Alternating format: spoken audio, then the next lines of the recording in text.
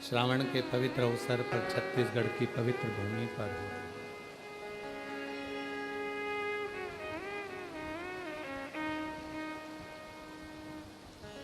कथा मंडप में संतों का आगमन ये एक आनंद का विषय होता है। अपनी सुमधुर मीठी वाणी से परम पूज्य राजीव लोचन महाराज जी बड़ी सुंदर सुंदर कथाएं कहते हैं और छत्तीसगढ़िया भाषा में भी कहते हैं और आप सब लोग उनको श्रवण करते हैं, उसके लिए साधुवाद है।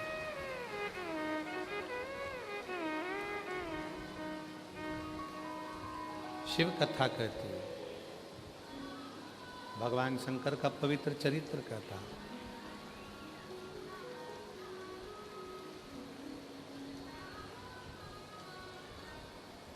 शिव की एक आदत है और जिसने भगवान शंकर को पहचाना होगा थोड़ा बहुत भी, वो शंकर भगवान की उस आदत को जानता। छठे दिन की कथा है, एक मिनट भी तुम्हारी ध्यान कथा से ना हटे। कहते हैं आज कथा की शिवरात्रि है और श्रावण महीने के अंदर जब हम कथा की शिवरात्रि मना रहे हों तो जरूर मेरा देव अधिदेव महादेव अगर इस बरसते पानी में आपको बिठाया है, बुलाया है, तो कुछ ना कुछ देने के लिए ही बुलाया है। ऐसे बुलाया।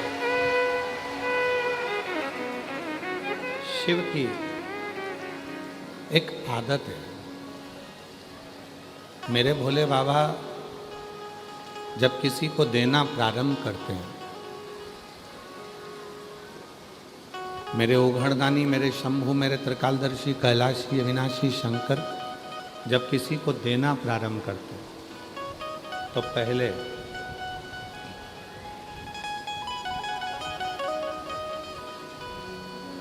उसके जितने ईर्ष्यालु हैं, जितने ईर्ष्यालु, जितना उसका बुरा सोचने वाले हैं, समझने वाले हैं, उनको दूर हटा देते हैं। मेरी जीजियों, दो शब्द हैं। एक शब्द है प्रेम, दूसरा शब्द है भ्रम।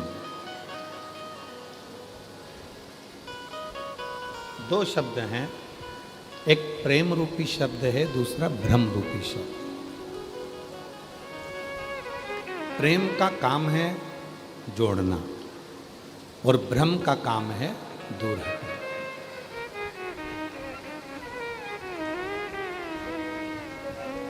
जब सनातन धर्म को मजबूत किया जाता है, जब सनातन धर्म को एकजुट किया जाता है, जब सनातन धर्म को एकाग्रित किया जाता है, तो ये प्रेम के बल पर किया जाता है,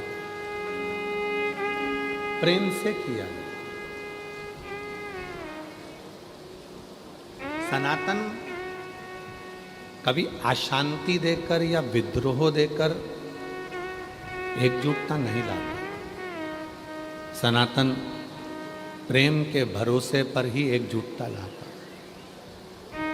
पर जब सनातन धर्म एक होता है प्रेम के बल पर, फिर उसमें धीरे धीरे लोग भ्रम उत्पन्न करना प्रारंभ करते हैं, उस भ्रम से उनको दूर करना प्रारंभ करते हैं।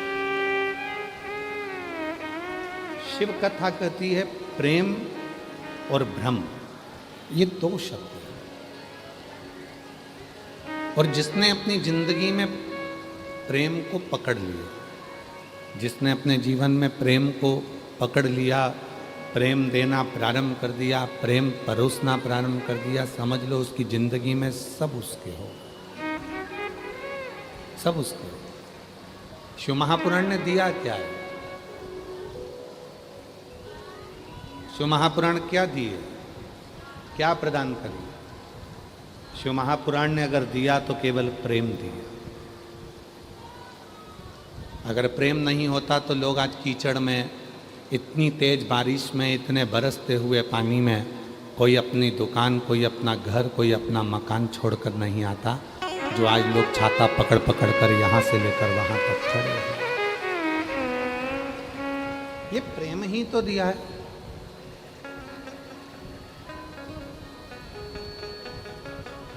प्रेम ही तो दिया है। कल हमारे शैलेंद्र भाई बोल रहे थे ना कि ज्योत से ज्योत जगाते चलो, ज्योत से ज्योत जलाते चलो,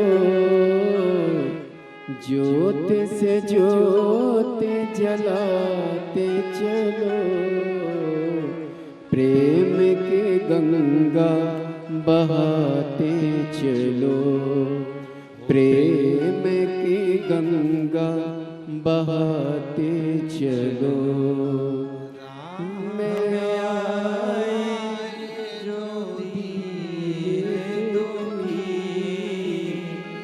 राम में आए जो दीन दुखी, सबको गले से लगाते चलो, प्रेम की गंगा बहाते चलो। ये प्रेम जोड़ने का काम करता है और भ्रम तोड़ने का काम करता है।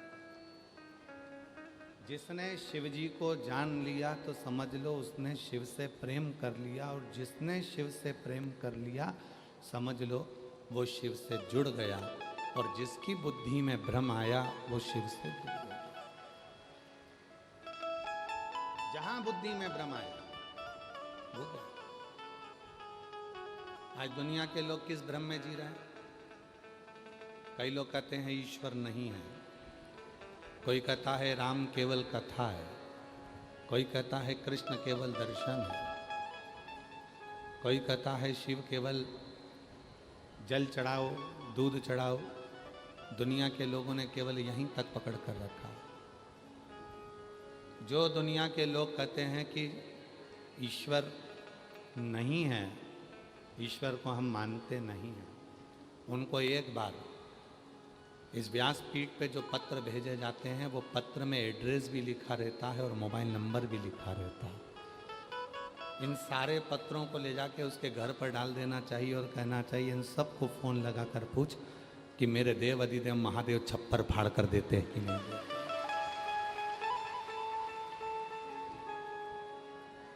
शिव कितना देते हैं, शिव कितना प्रदान करते हैं, तू देख।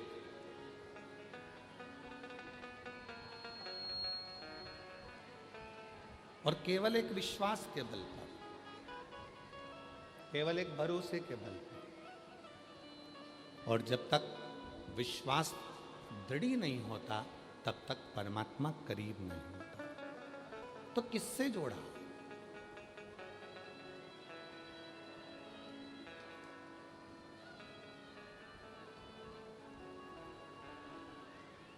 एक बार विजया ने, पार्वती जी की एक सहेली है विजया, जिसको विजयेश्वरी भी कहते हैं।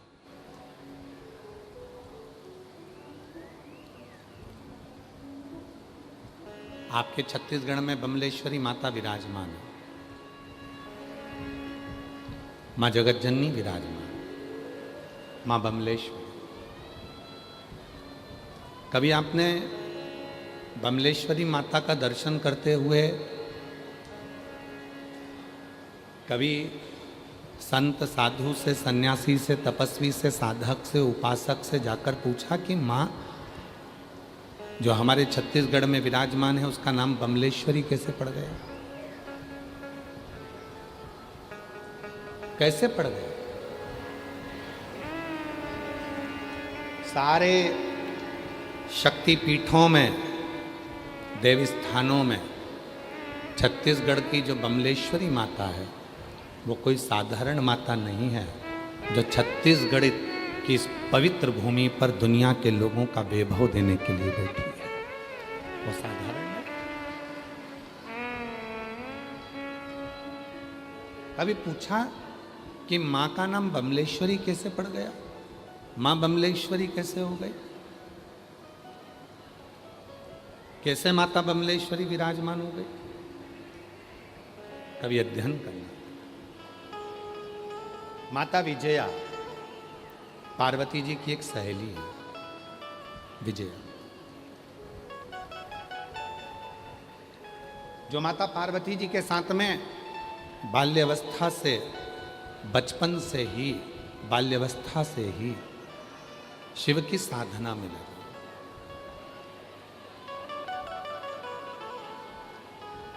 शिव के साथ भगवान देवाधिदेव महादेव ने, भगवान शंकर ने, भगवान ओघड़दानी ने जब माता पार्वती जी को अपनी अर्धांगिनी बनाया, क्यों? विजया जैसा जैसा कहती थी मां अम्बा जगदम्बा पार्वती मैया वैसा वैसा कर, वैसा वैसा मां कर।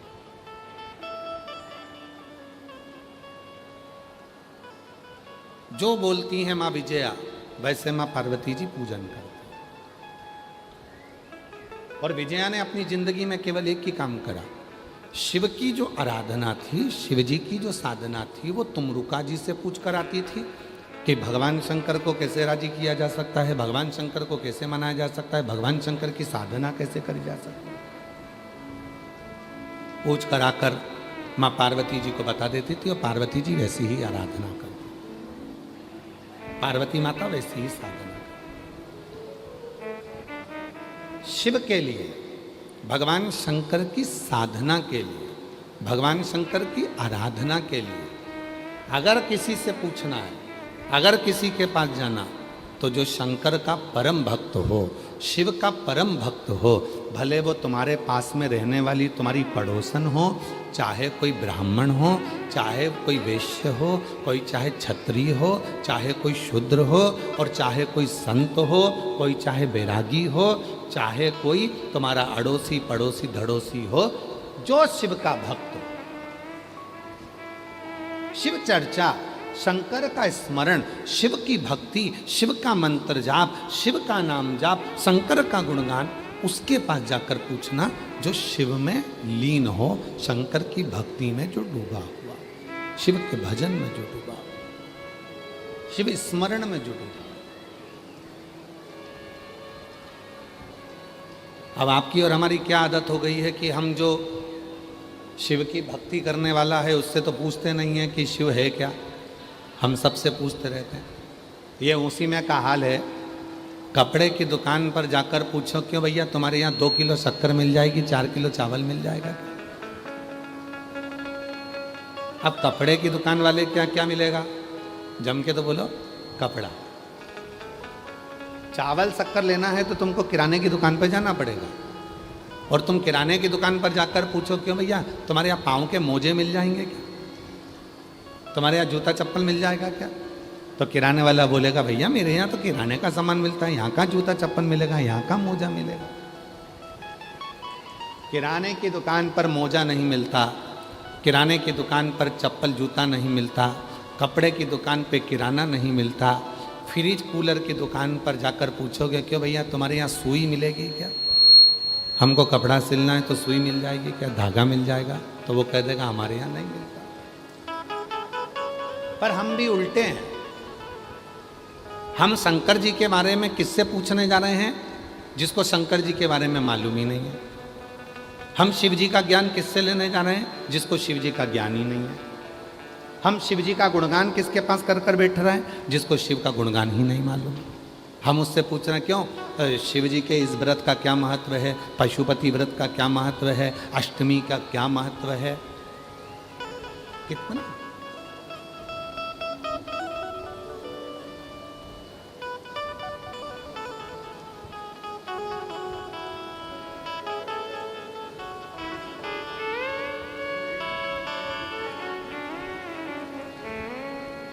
शिव का कितना महत्व है हम उससे नहीं।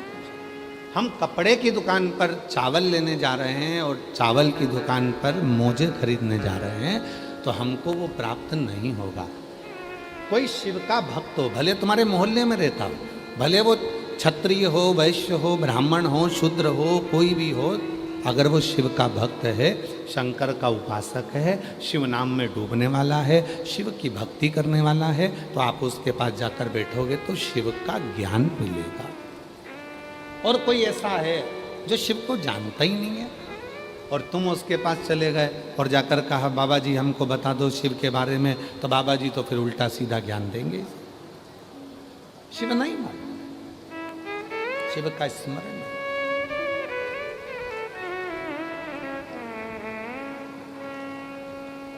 जो भक्ति में डूबा है, चलो अच्छा जाने दो।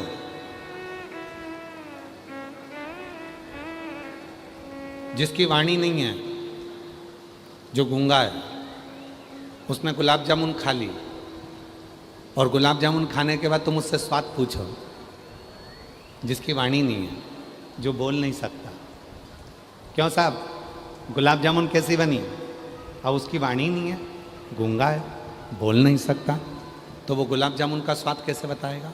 बस इतना कहेगा अच्छी है, बोल तो सकता नहीं है, आवाज तो निकलेगी नहीं, बोलेगा तो है नहीं, बस इशारा कर देगा अच्छी, स्वाद नहीं बता पाए। फिर किसी ने कहा गूंगे से, जिसकी आवाज नहीं है, वाणी नहीं है, उससे कहा साहब गुलाब जामुन कैसी बनी है? तो उसने इशारा कर। पर कोई पास में खड़ा होगा और उसने गुलाब जामुन खाई होगी और वो बोल सकता है, तो वो कह देगा गुलाब जामुन में इलायची का स्वाद आ रहा था, मावे की गुलाब जामुन इतनी सॉफ्ट बनी थी, चाशनी में मज़ा आ गया, गुलाब जामुन खाने में आनंद आ गया, गुलाब जामुन इतनी जोरदार थी, पूरी चाशनी में तरबतर थी, एकदम बढ़िया थी। जिसने गुलाब जामुन खाई वो स्वाद बता रहा है, और जो गुलाब जामुन तो खा लिया पर मुख से बोल नहीं सकता, वो स्वाद नहीं बता सकता। उसी तरह जो शिव का भक्त होता है, जैसे मेरी ये जीजियाँ बैठी हैं लाखों की संख्या में, जैसे मेरे जीजा बैठे हैं लाखों की संख्या में, जैसे मेरी बेटियाँ बैठी हैं, मेरे बेटा बैठे हैं, मेरे बुजुर्ग माँ बाप बैठे हैं, मेरे बुजुर्ग माता पिता बैठे हैं, आप सब लाखों की संख्या में बैठे हो, तो आप जब कथा सुनकर जाते हो और कोई तुमसे पूछे साहब कथा में गई थी क्या लाभ मिला, तो 3 महीने बाद तुम कह सकती हो कि मेरे बाबा ने मुझको ये दिया है, मैंने गुलाब जामुन खाई तो उसका स्वाद ये उसका स्वाद है, मैंने जो खाया उसका स्वाद ये है। जिसने खाया ही नहीं वो कैसे गाया?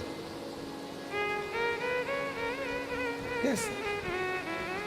एक पत्र में एक बहन जी ने लिखा,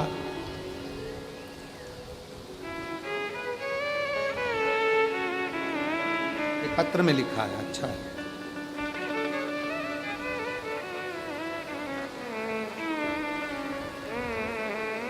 मेरा नाम शकुंतला पटेल है।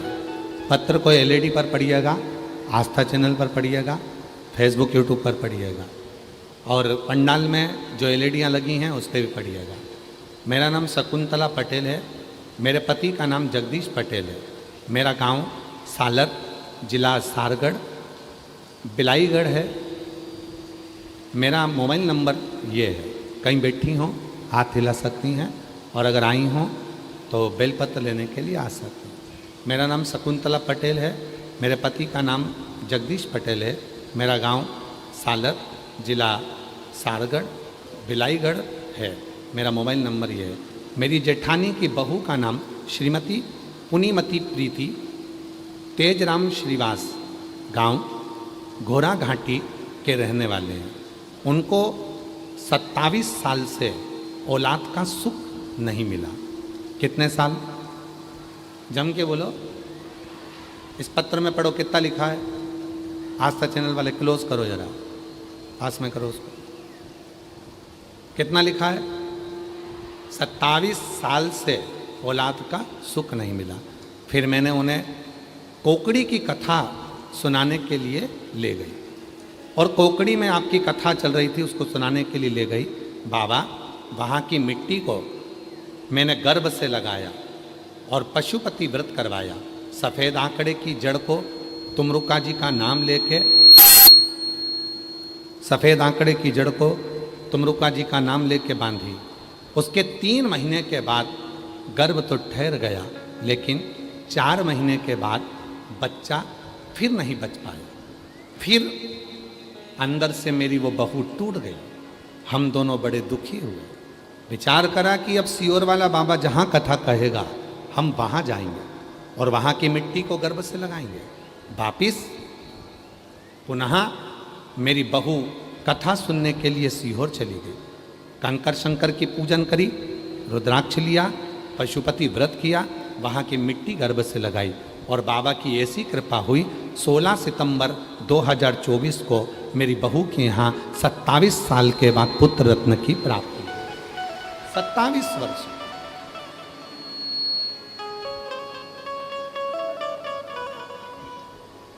अब 27 साल में ये मेरी जितनी जीजियां बैठी हैं,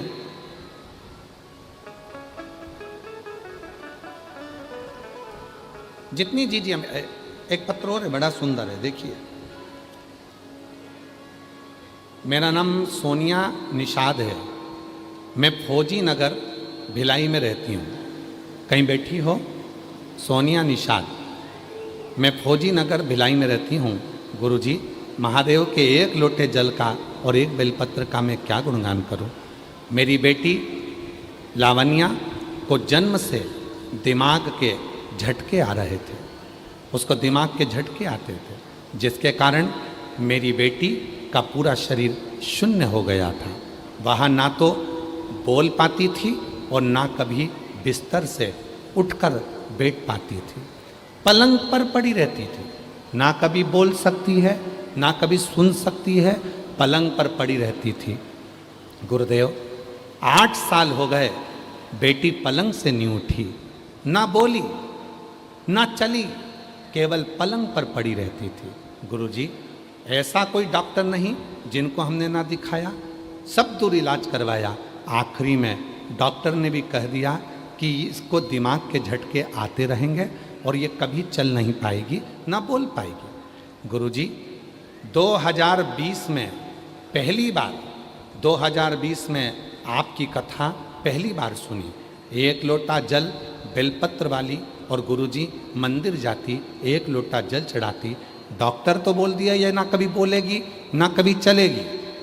8 साल की बेटी हो गई, मन उसको देखकर दुखता था। जल लाती मंदिर से, उसको पिलाती, बेलपत्र पीसकर उसके शरीर में लगाती।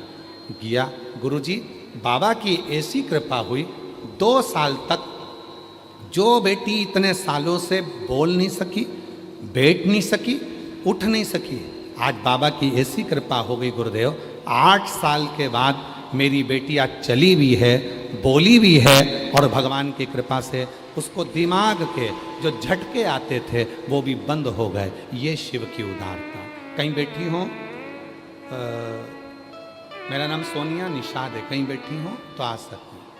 और कल एक आशीष ने हमको, एक यूट्यूबर कोई हैं, कोई यूट्यूबर हैं या न्यूज़ वाले हैं, हमको नहीं मालूम, किसी यूट्यूबर या न्यूज़ वाले ने एक महिला का इंटरव्यू आशीष ने कल हमको दिखाया था। एक माँ, और मैं उन यूट्यूबरों को साधुवाद देता हूँ, मैं उन यूट्यूबरों को, छत्तीसगढ़ की भूमि के ऐसे बेटों को और ऐसी बेटियों को साधुवाद देता हूँ जिन्होंने कथा में आए हुए एक एक माता के दर्द को अपने मोबाइल पर लाया और उनको अपने कैमरे से दिखाया। मैं उन यूट्यूबरों को, मैं छत्तीसगढ़ भिलाई के ऐसे बेटा बेटियों को जिन्होंने अपने मोबाइल का सदुपयोग करा, अपने न्यूज़ चैनल का सदुपयोग करा और उसके माध्यम से ऐसे बेटा बेटियों को सामने ला। एक यूट्यूबर का हमको आशीष ने दिखाया था, अगर कहीं बैठे हों, एक माँ के 2 बेटे हैं और दोनों बेटे नहीं चलते थे, दोनों बेटे नहीं बोलते थे, और माँ उन दोनों बेटों को लेकर कथा में आई है।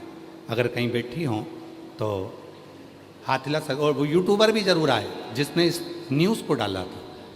उसने पूछा, माँ तुम इन दोनों लड़कों को लेके क्यों आई हो? ये मेरा लड़का ये भी नहीं बोलता ना चलता, और ये लड़का भी बोलता ना चलता। सारे डॉक्टरों ने मना कर दिया था, ये चलेगा नहीं, बोलेगा नहीं।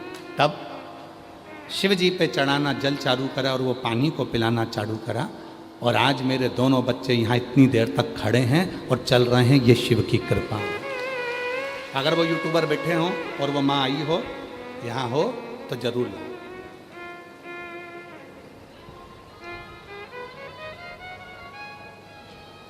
शिव तत्व कह रहा है, भगवान शंकर की कथा कह रही है, शिव पुराण कह रही है।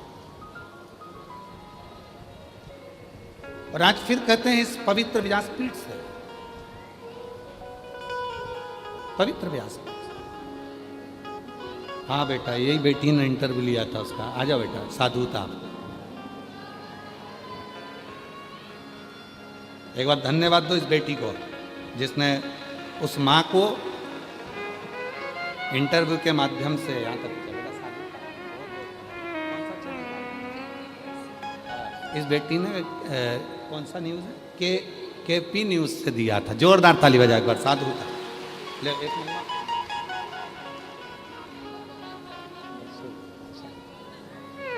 जोरदार ताली बजाओ बेटी के लिए। और बेटा अगर वो बेटी हो तो उनको भी भेजना है अगर आई हो। किसको कहते हैं शिव भक्त?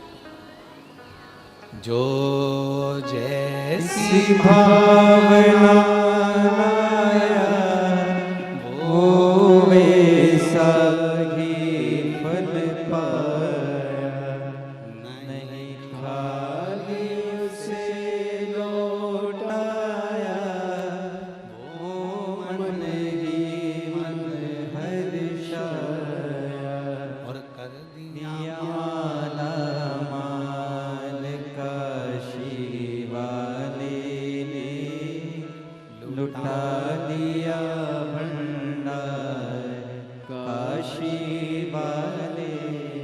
आज कथा की शिवरात्रि है। भगवान पूरी परीक्षा लेगा, खूब धड़ धड़ा के गिराएगा और खूब खूब कृपा करेगा। पर इतना भी याद रखना, जितना बरसाएगा उतना मेरा भोलानाथ भी तुम पर कृपा बरसाएगा। ये निश्चित। दोनों बरसेंगे आज, वो भी बरसेगा और ये भी बरसेगा, दोनों बरसे। आए हो खाली नहीं जाओ, लेकर जाओ, भंडार भर कर जाओ। जो 27 साल बाद औलाद दे सकता है, मेरी जितनी जीजियां बैठी हैं ईमानदारी से बोले, इतनी 27 साल तक आस लगी रहती है क्या कि औलाद हो जाएगी 27 साल में? अब 27 साल बाद जो दे रहा है, इतनी कृपा कर रहा है, तो क्या वो साधारण होगा? साधारण। उसकी करुणा। तो शिव पुराण कह रहे, विजया पार्वती जी की सहेली विजया। बोल बमलेश्वरी माता की, पार्वती जी की सहेली।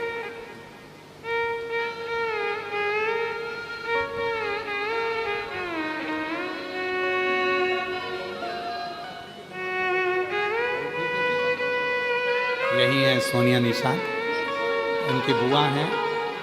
बच्ची के दिमाग में बचपन से ही झटके आते थे, शरीर पूरा शून्य हो गया था, जिसके कारण से वो ना चल सकती थी ना बोल सकती थी।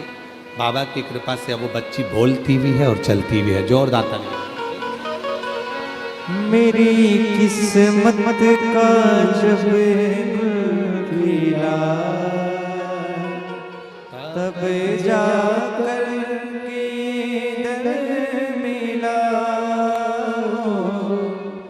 मेरी किस्मत का जब खिला, तब जाकर किधर मिला। मिल गई मुझको छोखट तेरी, मिल गई मुझको छोखट तेरी।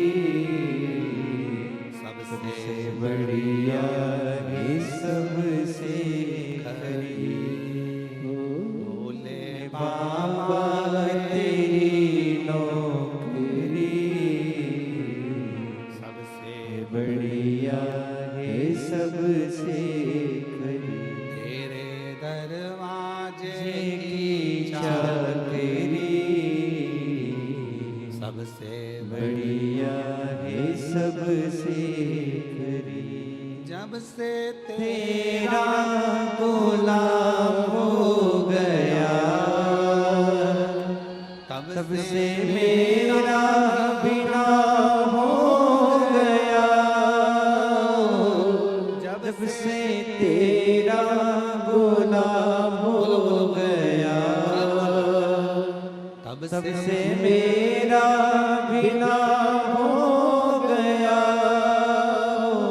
वरना औकात क्या थी मेरी,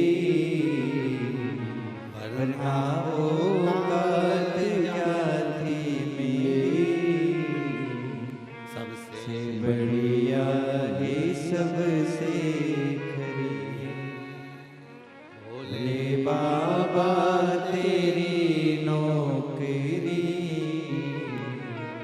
सबसे बढ़िया है सबसे खरी।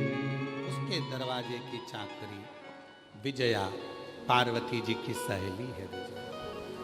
और विजया माँ पार्वती जी की सहेली होकर तुमरुका जी से पूछती है कि तुमरुका, शिव को अपना बनाना है, शिव को अपना बनाना है, क्या करना होगा, क्या कर शिव को क्या करें। फिर वही वाली बात आ गई, कपड़े की दुकान पर कपड़ा मिलेगा, चावल की दुकान पर चावल मिलेगा, मोजे की दुकान पर मोजा मिलेगा, सोने चांदी की दुकान पर सोना चांदी मिलेगा। उसी तरह जैसे विजया तुमरुका जी के पास जाकर पूछती है कि शिव कैसे मिलेगा, उसी तरह कभी मौका लगे शिव चर्चा करना, भजन करना, तो कोई शंकर का भक्त मिल जाए, भले तुम्हारी पड़ोसन मिले चाहे अड़ोसन मिले, कोई शिव का भक्त मिल जाए, उसके पास बैठकर थोड़ी सी शिव की चर्चा करना। शिव कहाँ मिलेगा,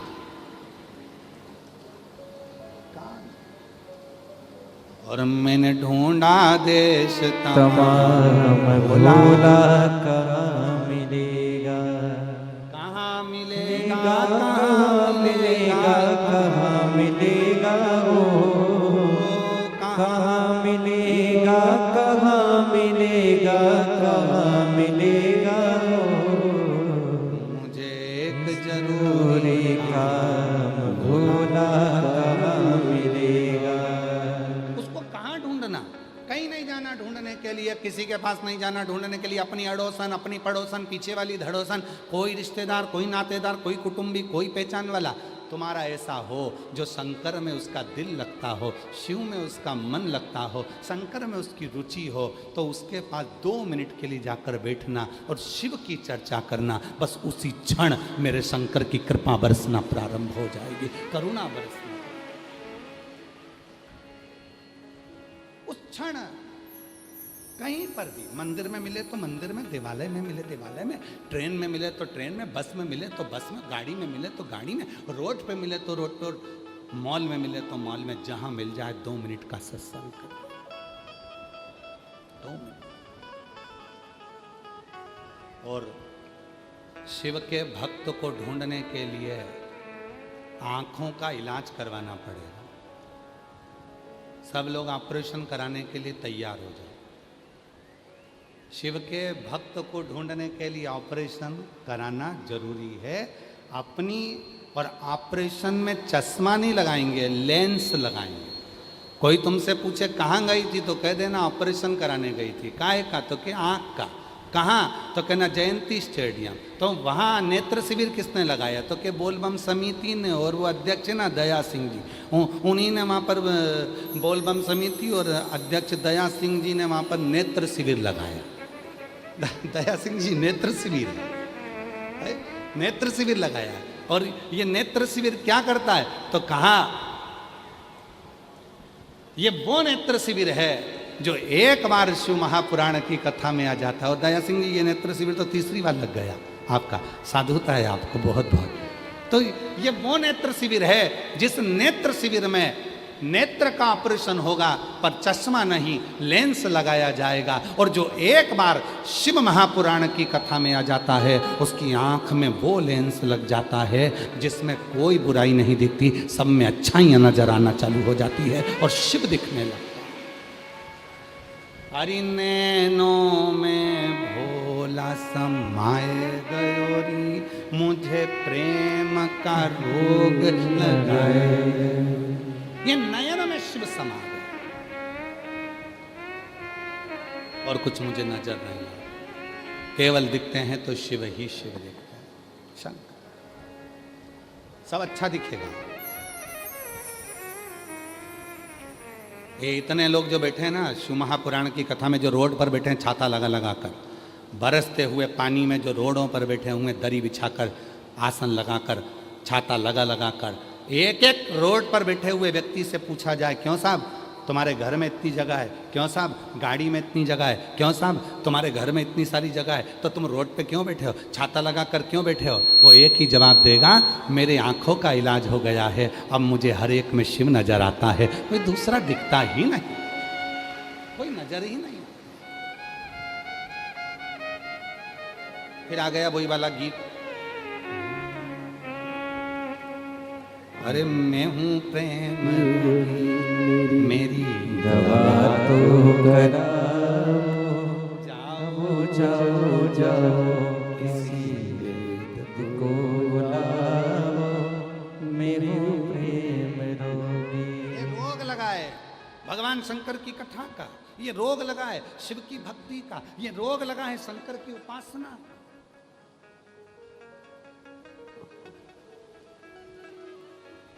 और जब ये शिव की भक्ति का रोग लग जाता है फिर दूसरा को सुहाता है। चल, जिसके नेत्रों में रोग लग गया काम का तो उसको सब कामी दिखेंगे, हर एक में कामता नजर आएगी। लोभ का लग गया तो लोभ ही दिखेंगे, वासना का लग गया तो वासनी दिखेंगे, और भगवान की भक्ति का रोग लग गया तो हर एक में शिव ही नजर आएगा, कोई दूसरा नहीं दिखेगा। बोल बम का नारा है सारी समस्या का हल, श्री शिवाय रग गया प्रेम। बोलो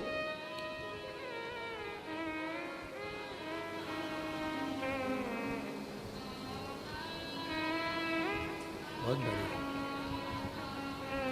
मैनू बचने दी में शिव पुराण का लग गया रोग, शिव पुराण का लग गया रोग। ये बीमारी है, लग जाती है, छूटेगी नहीं। इस साल सुनकर जा रहे हो, ऐसी बीमारी है शिव पुराण की, इस साल सुनकर जा रहे हो, 3 महीने में मेरा बाबा तुम्हारा ऐसा इलाज करेगा, जो मांगा वो दे देगा। अगले साल फिर बीमारी लेने के लिए यहाँ आ जाओगे कि मेरे शिव की कथा सुन। फिर तैयारी। जयंती स्टेडियम भी सोचता होगा मैं कभी नहीं भरा था, केवल एक ही बार भरा था। क्या है बाबा जी? जयंती स्टेडियम भी सोचता होगा मैं कभी ना भरा था, पर एक ही बार भरा था, और भरा था भी तो शिव भक्तों से भरा था, शिव भक्ति से भरा था, और किसी की सामर्थ्यता नहीं, इसमें सियोर वाला बाबा नहीं, सियोर वाला महाराज नहीं, इसमें सबसे ज़्यादा जरूरी है आपके भीतर बैठा हुआ शिव, इसको भरने के लिए आता है। आपके भीतर बैठा हुआ शिव, सियोर वाला बाबा नहीं, सियोर वाले महाराज की तो सामर्थ्यता ही नहीं है कि कुछ कर सके। वो आपके भीतर जो भक्ति है, आपके भीतर जो विश्वास है, आपके भीतर जो दृढ़ता है, वो वो शिव पुराण का लग गया रोग, मैनू शिव ही शिव दिखदा, शिव पुराण का लग गया रोग, मैनू शिव शिव दिखता। कुछ नजर नहीं आया। कोई पूछे देवघर कौन कौन गया है? हाथ उठा जो लोग देवघर की कावड़ भर के आए, या देवघर में कभी कावड़ भरने गए, हाथ उठाओ जरा। हाँ हाँ दिख रहे हो, दिख रहे हो, ठीक है, उठाओ जरा हाथ तो उठाओ जो देवघर की कावड़ भरे। हाँ ठीक है, दिख गए, ठीक है। आपका क्या नाम है जो कावड़ भरने गए थे? आपका नाम बिमला होगा, कमला होगा, राजू होगा, ये होगा, कमलेश होगा, नितिन होगा, नवीन होगा, ऐसे नाम तुम्हारे होंगे। पर ईमानदारी से बोलना, जो कावड़ यात्री देवघर में चलता है उसको नाम लेकर कोई पुकारता है क्या? क्या बोलते हैं? बम। क्या बोलते हैं? बम। बम कहाँ से आए हो? छत्तीसगढ़ से। बम कहाँ से आए हो? भिलाई से। बम कहाँ से आए हो? हम राजनांदगांव से। बम कहाँ से आए हो? हम यहाँ से आए। मैं तुम्हारा नाम नहीं चलता। उसी तरह मेरे वो घरदानी के यहाँ तुम ब्राह्मण हो, तुम क्षत्रिय हो, तुम वैश्य हो, तुम शूद्र हो, तुम क्या हो, तुम किस रूप में हो, मेरे बाबा के यहाँ तो केवल निर्मल मन चलता है, बाकी के कुछ नहीं चलता। बोल बम का नारा है। उसके यहाँ ये नहीं चलता कि तुम कौन हो, उसके यहाँ तो ये चलता है कि तूने भजन कितना किया। मां नहीं पूछेगा कोई, क्यों तुम नितिन हो? नहीं। तुम नवीन हो? नहीं। तुम कमलेश हो? नहीं। तुम बिमला? ना। तुम दीना भाई? ना। यहाँ तो एक ही चल रहा है, बम कहाँ से हो? बम। तुम कौन हो? बम कहाँ से आए हो? वहाँ एक ही चीज चल, मतलब बम का मतलब क्या है जरा समझो छत्तीसगढ़ वालों कि माँ बमलेश्वरी का नाम बमलेश्वरी कैसे पड़ा। कभी एक बार जाकर पूछना था किसी से कि मेरी माँ बमलेश्वरी बनकर कैसे विराजमान हो गई, तो कोई बता देता तुमको। विजया माँ पार्वती जी की सहेली ने तुमरुका जी से पूछा था कि हे तुमरुका जी, आप हमें बताओ कि पार्वती को शिव कैसे मिल सकते हैं? शिव कैसे मिले? और विजया ने माता पार्वती जी को बताने के लिए जब तुमरुका जी से पूछा तो तुमरुका जी ने कहा, तुमरुका जी सुनो विजया, ए विजया,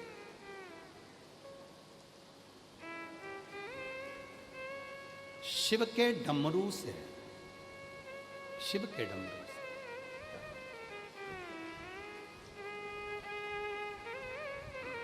शिव के डमरू से विजया, शिव के डमरू से जो नाद निकला उसमें एक शब्द है, और उसमें एक शब्द है बम।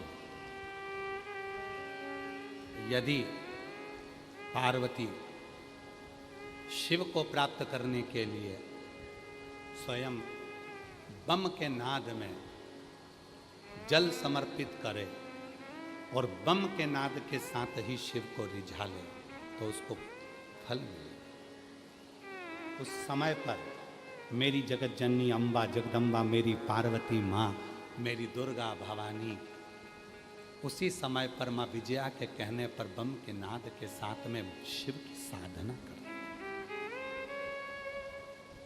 साधना के क्रम है, साधना के क्रम है, साधना का एक क्रम है। आप शिव जी को कोई भी एक भाषा से रिझाना प्रारंभ करो, किसी भी भाषा।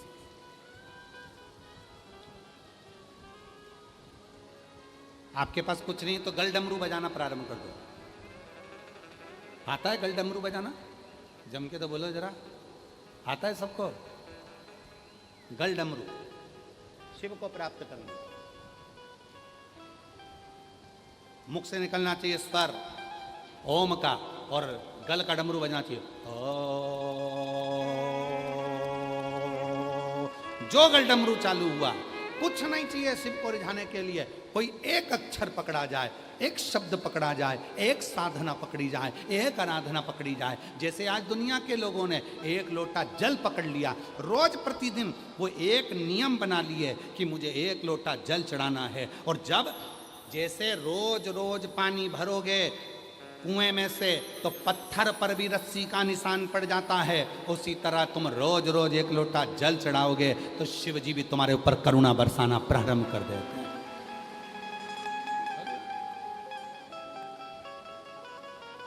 मां पार्वती जी ने बम का नाद किया और शिव के लिए साधना करना प्रारंभ कर दिया। तीन परीक्षा ली गई, तब जाकर माता पार्वती का नाम बमलेश्वरी हुआ।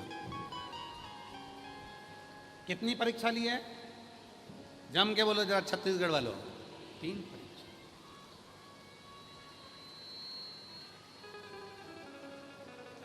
तीन परीक्षा। पहली परीक्षा माता पार्वती जी की थी। शिवजी एक बच्चे का रूप लेकर आ गए। बच्चे सरोवर के तट पर बच्चा साइड में था। एक मगर तेजी से आ रहा था। बादल गरज रहे थे, बिजली चमक रही थी, गर्जना भयंकर हो रही थी। श्रावण का महीना था, खूब पानी गिर रहा था। पार्वती जी को बच्चे के रोने की आवाज आई। 3 परीक्षा दी है, तब जाकर मां पार्वती का नाम बमलेश्वरी पड़ा है। थोड़ा ध्यान देना, बहुत छत्तीसगढ़ वालों, कोई तुमसे पूछे तो तुम्हें जवाब देने के लिए बहुत जरूरी है कि मेरी मां बमलेश्वरी का नाम बमलेश्वरी कैसे पड़ गया। 3 परीक्षा में पहली परीक्षा मेरे भोलेनाथ बच्चा बन गया। मगर आ रहा है। मां पार्वती जी जल भरने के लिए जा रही थी और उनको बच्चे के रोने की आवाज आ गई। विजया, ये विजया। विजया ने कहा, क्या पार्वती क्या हो गया? विजया, कोई बच्चा रो रहा है, कोई बच्चा।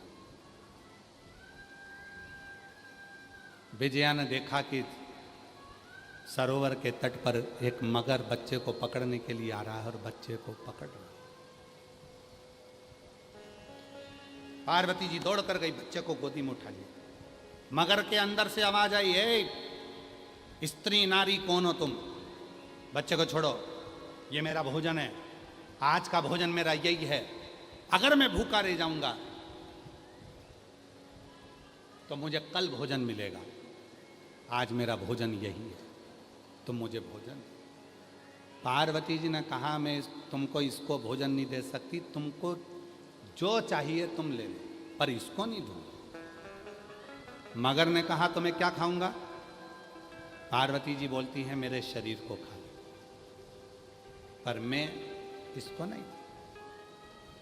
तब मगर ने कहा पार्वती माता से, ए स्त्री, ए नारी, तुम कहती हो कि तुम इस बच्चे को बचाना चाहती हो, तो तुमने अपनी जिंदगी में जन्म से लेकर अभी तक जितना तप करा है, कहते हैं माता पार्वती जी ने सहस्त्र हजारों वर्ष का तप किया था शिव को पति बनाने के। हजारों वर्ष। तुमने जो हजारों वर्ष का तप किया है, वो सारे तप का फल मुझे अब भी दे दो, तो तुम इस बच्चे को बचा लो। पार्वती जी ने कहा, इतनी सी बात, ले। जल लिया पार्वती जी ने। इतनी देर में तो तुरंत उसी पल उसी घड़ी विजया ने कहा, पार्वती अगर तू तेरे पूरे तप का बल दे देगी तो शिव जी कैसे मिलेंगे? पार्वती जी कहती है, मिले चाहे ना मिले, पर इस बच्चे को बचाना जरूरी है। और पार्वती जी ने हाथ में जल लिया और जल लेकर मगर को संकल्प दे दिया कि मेरी जिंदगी का जितना तप बल था सब मैं तुझे देती हूँ, इस बच्चे को छोड़ दे। इतनी देर में भगवान शंकर उसी बच्चे में से प्रकट हो गए। शिव प्रकट। पार्वती, तूने एक बच्चे के लिए अपना पूरा तप दे दिया, अपना पूरा बल दे दिया। शिव ओझल। दूसरी परीक्षा। शिव जी, आज पार्वती माता ने नियम लिया, शिव जी को नील कमल समर्पित करूंगी। नील कमल में से एक कमल मेरे भोले बाबा ने छुपा लिया, जैसे भगवान विष्णु के समय पर छुपाया। पार्वती जी बम का नाद करती हुई जब सब दूर उस कमल को ढूंढने के लिए निकली, तब मां पार्वती जी थक कर बैठ गई।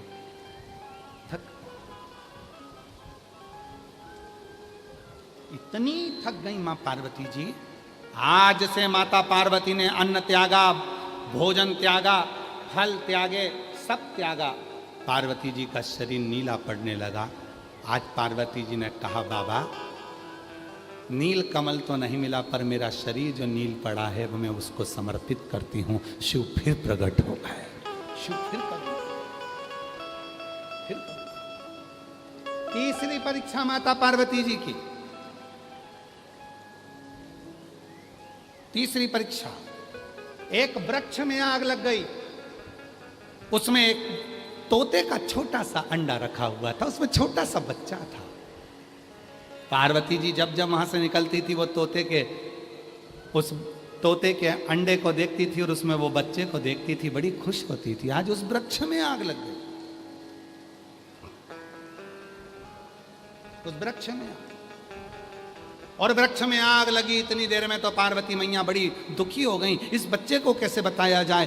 विजय ने कहा, पार्वती तुम्हारे पास बचाने के लिए कुछ भी नहीं है, यहाँ तो जल भी नजर नहीं आता, ये वृक्ष से बच्चा कैसे बचेगा। माता पार्वती जी ने अपना आंचल लिया और आंचल लेकर बम कहकर जोत छोड़ा।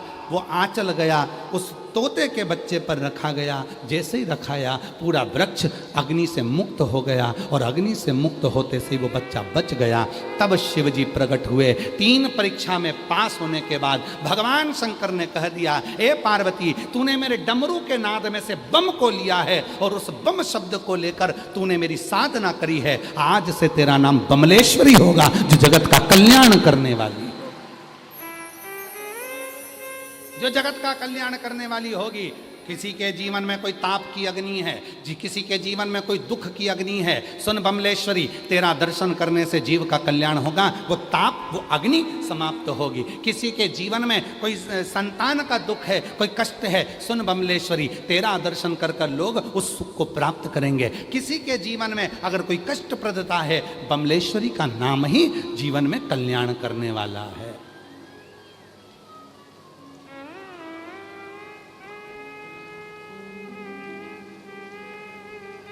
बमलेश्वरी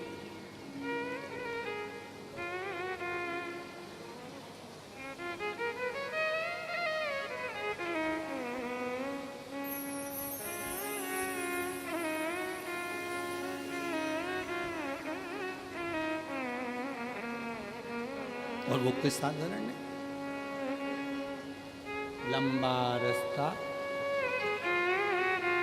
सारे जग में एक ठिकाना, सारे गम के मारों का, सारे जग में एक ठिकाना, सारे गम के मारों का, रास्ता देख रही है माता अपनी आँखों के तारों का, रास्ता देख रही है माता अपनी आँख के तारों का।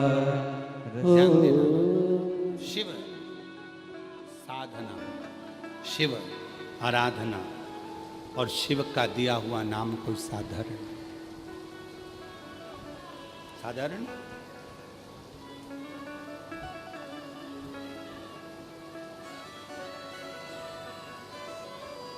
शिव साधना साधारण। चलो बुलावा आया है, बाबा ने बुलाया है, चलो बुलावा आया है, माता ने बुलाया है। हो ऊंचे पर्वत पे रानी माँ ने दरबार लगाया है, चलो बुलावा आया है, माता ने बुलाया है। एक भाव, केवल माता के नाम के उच्चारण, केवल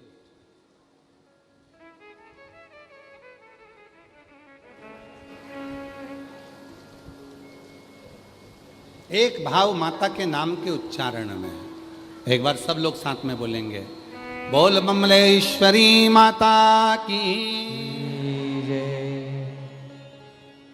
एक भाव माँ के उच्चारण में। कोई ऐसे ही किसी का नाम नहीं पड़ जाता।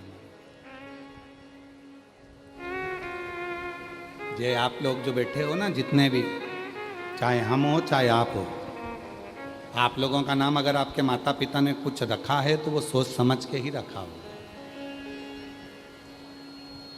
सोच समझ के ही रखा होगा, वो ऐसे ही नहीं रख दिया होगा। कोई का नाम अगर विमल रखा है, कमलेश रखा है, विमला रखा है, सीताल रखा है, शांति रखा है, कुछ भी रखा जो उन्होंने सोच के आपके गुण के अनुकूल, कोई ऐसे ही नहीं रख देता।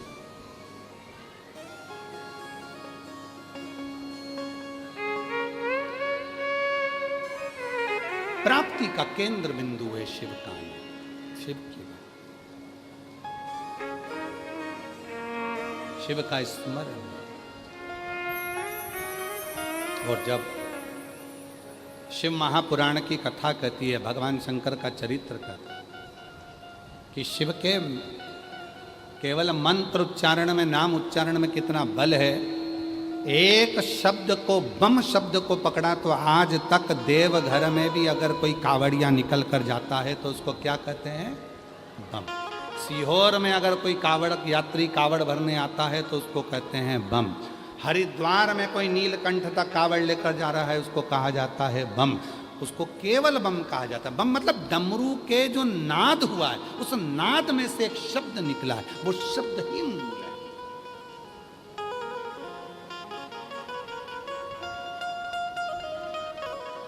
बोल बम का नारा है। आवाज नहीं आई, सब बोलो, जितने पंडाल वाले, जितने बाहर खड़े, छाता पकड़ कर खड़े, जितने जहां है, सब बोलिए, बोल बम का नारा है। सारी समस्या का हल श्री शिवाय। सहजता से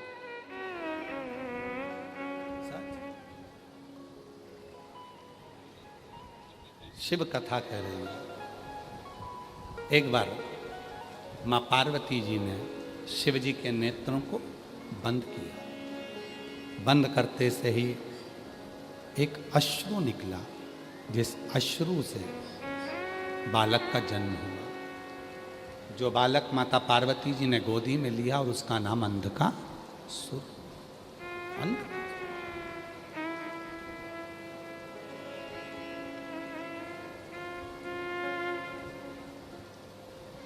शिव जी ने कहा, पार्वती इस बालक को तू ले जाकर समुद्र में फेंक दे।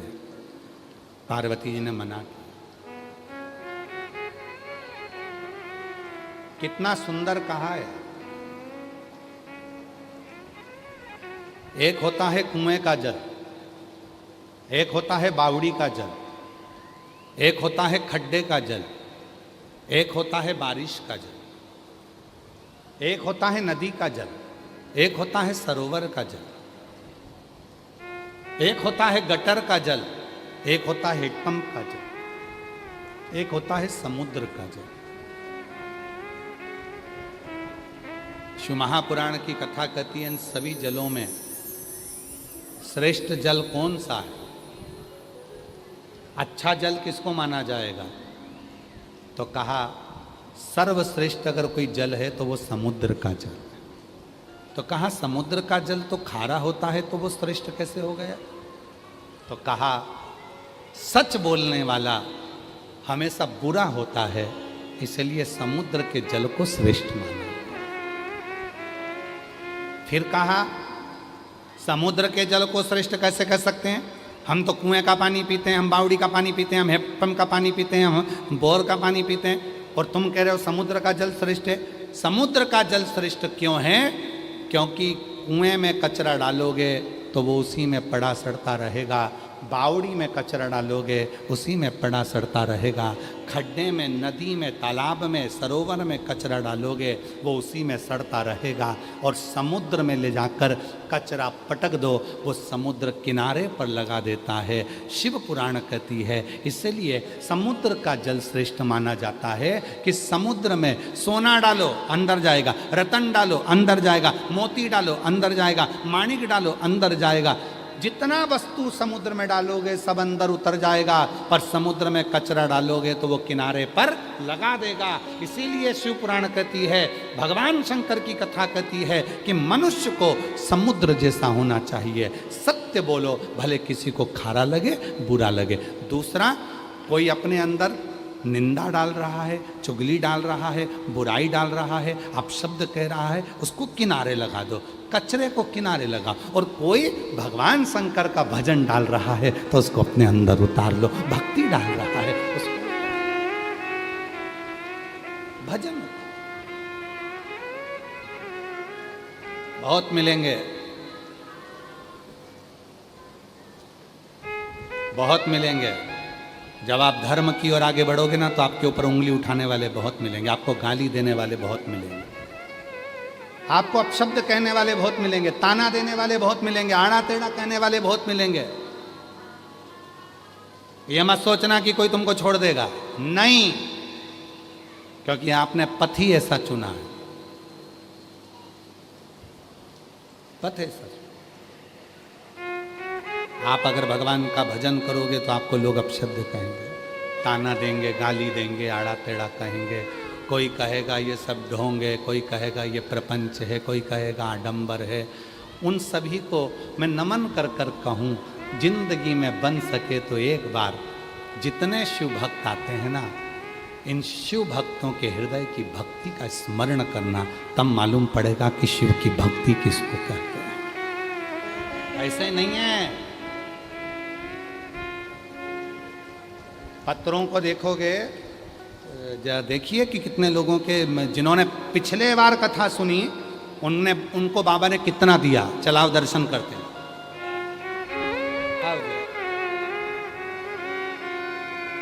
इधर खड़े हो, राम इधर खड़े हो, आओ उनका दर्शन करते हैं। जिनको बाबा ने पिछले बार जिन्होंने कथा सुनी उनको कितना दिया, ये पत्र बता रहा है।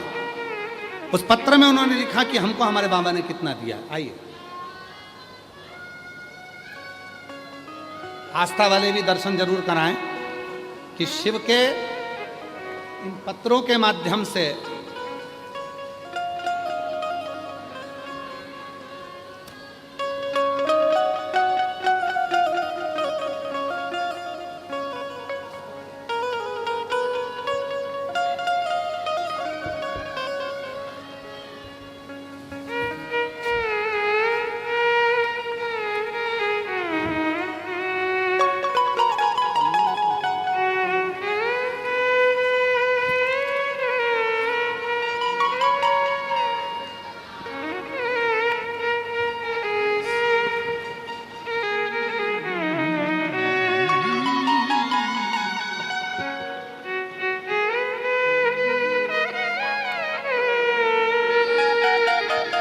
भोले बाबा तेरी नौकरी,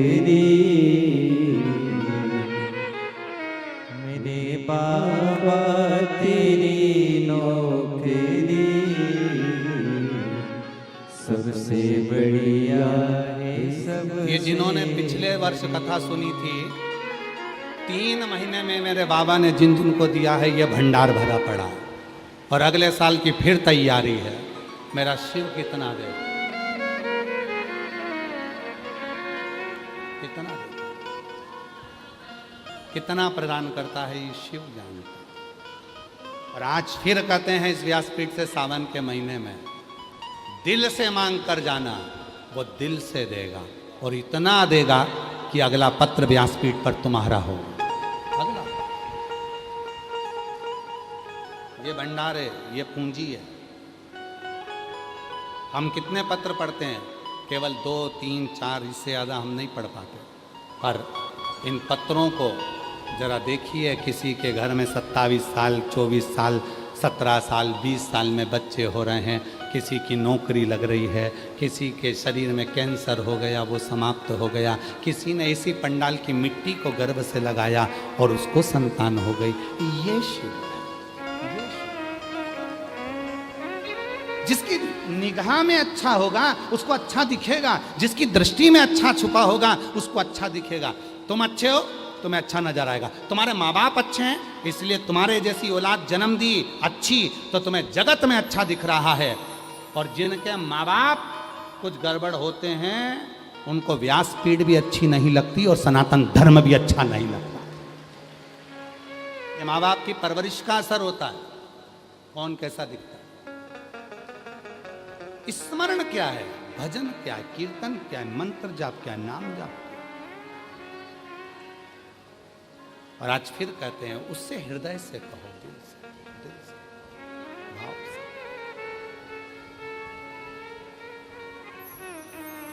कब से खड़े झोली पसार, क्यों न सुने तू मेरी पुकार। जब हम हृदय से उससे कहेंगे तो वो सुने। मुझे तेरा ही सहारा है, मेरे भोले बाबा, मुझे तेरा ही सहारा है। मेरे भोले बाबा, कब से खड़े हो झोली पसार, क्यों ना सुने तू मेरी पुकार। कब से खड़े हो झोली पसार, क्यों ना सुने तू मेरी पुकार। तेरा ही सहारा है, मेरे भोले बाबा, तेरा ही सहारा है, मेरे भोले बाबा। वो कब से खड़े हैं झोली पसार, क्यों न सुने तू मेरी पुकार। कब से खड़े हैं झोली पसार, क्यों न सुने तू मेरी पुकार। मुझे तेरा ही सहारा है, मेरे भोले बाबा, मुझे तेरा ही सहारा है, मेरे भोले बाबा। वो कब से खड़े हैं झोली पसार, क्यों ना सुने तू मेरी पुकार। कब से खड़े हैं झोली पसार, क्यों ना सुने तू मेरी पुकार। तेरा ही सहारा है, मेरे भोले बाबा, तेरा ही सहारा है, मेरे भोले बाबा, तेरा ही सहारा है, मेरे भोले बाबा, तेरा ही सहारा है, मेरे भोले बाबा। महादेव अपने स्थान पर बैठकर भगवान देवाधिदेव महादेव को अपने मन का भाव कहिए, प्रार्थना करो, विनय करो, निवेदन करो।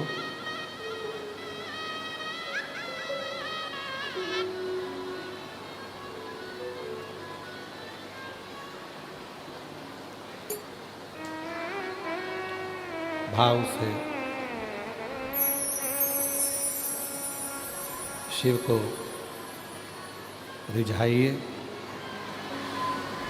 निवेदन करिए, विनय करिए। ये कथा जो जयंती स्टेडियम भिलाई छत्तीसगढ़ में चल रही है, प्रेशर बढ़ा हो अंदर के। भिलाई जयंती स्टेडियम छत्तीसगढ़ में जो कथा 17 अगस्त से प्रारंभ हुई है, 23 अगस्त कल कथा का विराम रहेगा। कल कथा का समय कितनी बजे है? सुबह 8 बजे। 8 बजे से 11 बजे तक कथा चलेगी। टीवी पर कथा 1 बजे से 4 बजे तक ही आएगी। जो 7 दिन की कथा नहीं सुन पाए हैं, कहते हैं मेहमान जाते हैं तो कुछ देकर जाते हैं, तो मेरा महादेव भी जिस दिन जाता है, इस व्यासपीठ के माध्यम से मेरा कुबेर भंडारी आपके भंडार भर कर जाता है। ये कथा कल 23 तारीख को विराम हो जाएगी। 24 तारीख को श्रावण का आखिरी सोमवार है। आप सभी को श्रावण के विरामी सोमवार की बहुत बहुत बधाइयाँ। जो कुबेरेश्वर धाम आ रहे हैं 25 अगस्त को कावड़ भरने के लिए, बाबा की प्रदोष की जो कावड़ होती है उसका दर्शन मात्र ही जीव के लिए कल्याण होता है। तो जो मेरी जीजियाँ, जो मेरे जीजा, मेरी बेटियाँ, मेरे बेटा, मेरे बुजुर्ग माता पिता, जो भी भाव के साथ जो कावड़ भरने के लिए, प्रदोष की कावड़, कामना कावड़, जिसको लोग हृदय से भरते हैं, माँ सीवन का जल लेते हैं, 11 किलोमीटर तक बोल बम बोलते हुए सुबह 9 बजे वो कावड़ सीहोर माँ सीवन के तट से प्रारंभ हो जाएगी। 25 अगस्त को 11 किलोमीटर पैदल पैदल चलते हुए बाबा के धाम में जाकर जल समर्पित करेंगे, प्रार्थना करेंगे। जिनके संतान नहीं वो गोदी में चावल के दाने लेकर, जो किसी कामना से कर रहे हैं कनेर का पुष्प लेकर, कुछ ना हो तो दिल से अपने मन का भाव लेकर बाबा की कावड़ भरो दिल से। 25 अगस्त को कावड़ रहेगी सीहोर की। 28 अगस्त को रक्षाबंधन है। मेरी सभी बहनों को कुबेरेश्वर बाबा की इस पवित्र भूमि के भाई की ओर से सभी जीजियों को रक्षाबंधन की बहुत बहुत बधाइयाँ। खूब प्रेम से रक्षाबंधन करें, भाव से राखी बांधें। फिर 11 सितंबर से 17 सितंबर तक उचाहार रायबरेली उत्तर प्रदेश में कथा रहेगी। बड़े प्रेम से कथा का लाभ उचाहार उत्तर प्रदेश की पवित्र भूमि पर 1 बजे से 4 बजे तक लेंगे। ऐसे कथाओं के अनेक क्रम हैं। चिरंजीवी राघव जी मिश्रा जी की कथा,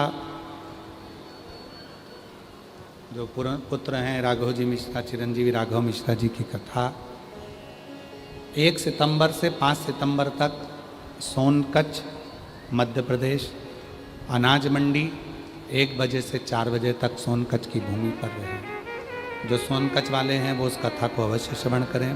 पंडित राघव जी मिश्रा के मुखारबिंद से भाव से बाबा को अपने मन की बात कहिए, प्रार्थना करिए, निवेदन करिए, विनय करिए। आज कथा का 6ठा दिवस है। दिल से बाबा को अपने मन का भाव कहना, प्रार्थना करना, बाबा झोली हमारी खुशियों से भरना, बाबा को अपने मन का भाव कहना।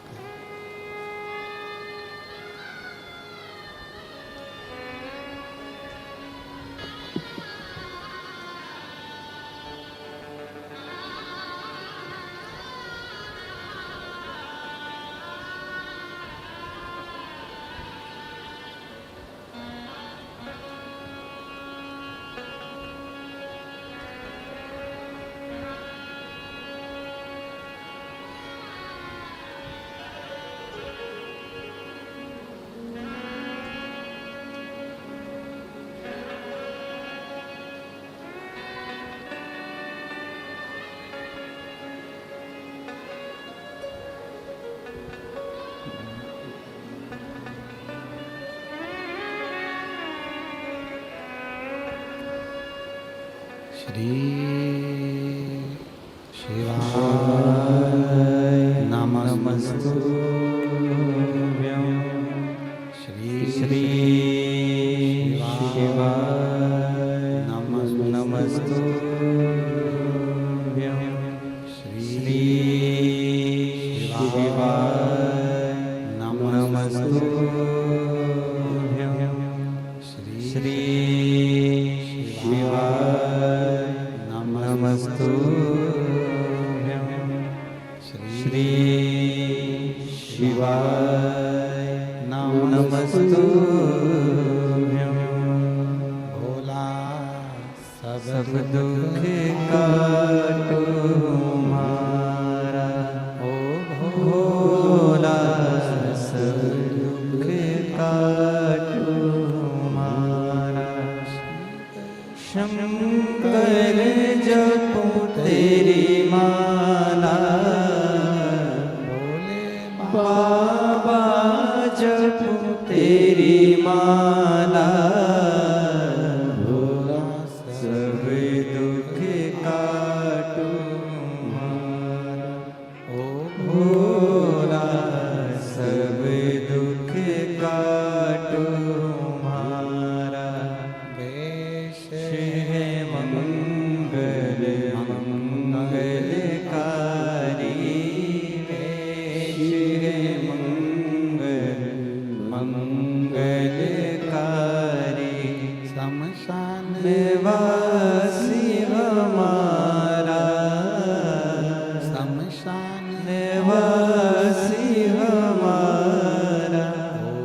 भोला सब दुख काटो हमारा, ओ भोला सब दुख काटो हमारा।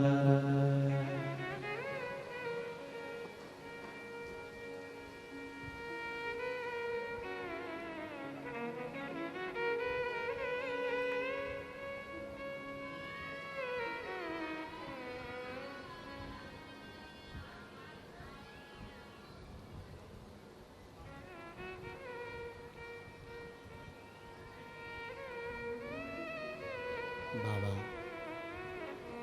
देवरिया महादेव भगवान शिव ओगड़दानी त्रिकालदर्शी कैलाशी विनाशी भगवान शंकर की पवित्र कथा कर रही है। शिव महापुराण की कथा वर्णन कर रही है, शिव तत्व का शिव कथा कर रही है। शिव जी के नेत्र अश्रु से एक बालक ने जन्म लिया जिसका नाम अंधकासुर।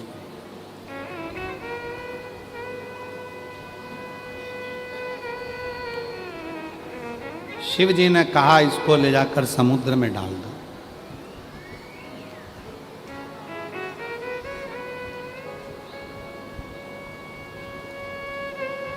फेंक दो इसको समुद्र के अंदर। पार्वती जी कहती हैं मैंने तो इसको पुत्र मान लिया और आप कहते हो कि इसको फेंक दूं? नहीं पार्वती, तुम भले इस बालक को अपना पुत्र मान लो परंतु इसको समुद्र में फेंको। पार्वती जी ने शिव जी का कहना मानकर बालक को समुद्र में फेंका। हिरण्याक्ष ने उस बालक को पाल लिया और वो बालक अंधकासुर। एक बार हिरण्याक्ष के जब प्राण चले गए, अंधकासुर अपनी सत्ता में बैठ गया। उसने विचार करा कि मेरे पिता को किसने मारा, उससे बदला लूं। देवताओं से बदला लेने का भाव है, पर उससे पहले उसने तप किया। असुर भी तप करते हैं, गंधर्व भी तप करते हैं, पशु भी तप करते हैं और पक्षी भी तप करते हैं। नाग भी तप करते हैं, किन्नर भी तप करते हैं और गंधर्व भी तप करते हैं। सब तप करते हैं। ऐसा नहीं कि कोई तप ना करता है, तप सब करता है। कोई ऐसा नहीं। चाहे नाग होंगे, किन्नर होंगे, गंधर्व होंगे, अप्सराएं होंगी, सब तप करते हैं। किसका दिल नहीं है? दिल सबका, मन सबका। कौन है जो भगवान से नहीं मांगता? सब मांगते, सब कहते। किसको नहीं?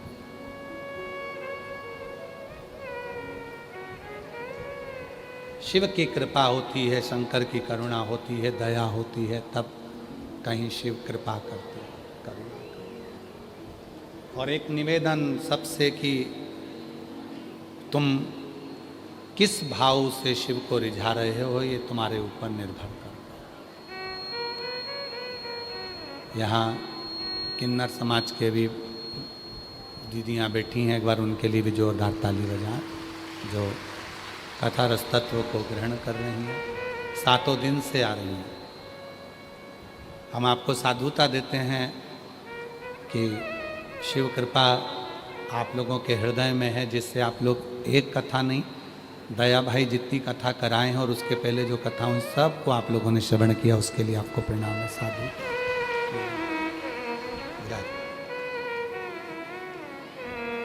सबके भीतर से अंधकासुर ने तप किया, तप कर कर वर प्राप्त किया, ब्रह्मा जी से वर मांगा कि मुझे वर दीजिए, मुझे वर दो, क्या वर चाहिए? ब्रह्मा जी ने पूछा वर बताओ क्या चाहिए? तो अंधकासुर कहता है कि मेरे प्राण ना जाए, मैं मरूं ना।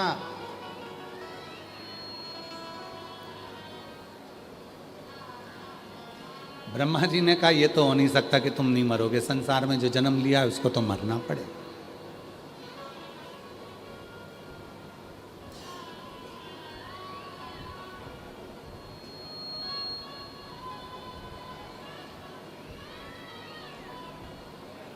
कई लोग कहते हैं क्यों गुरुजी, तुम अपने शिव को मानते हो, तुम भगवान को मानते हो, हम विज्ञान को मानते हैं। हमने कहा हम भी विज्ञान को मानते हैं, हम मना नहीं कर रहे कि हम विज्ञान को नहीं मानते, हम भी साइंस पढ़े हैं, हम भी एमएससी करें, हम भी पढ़ें, हम भी विज्ञान मानते हैं।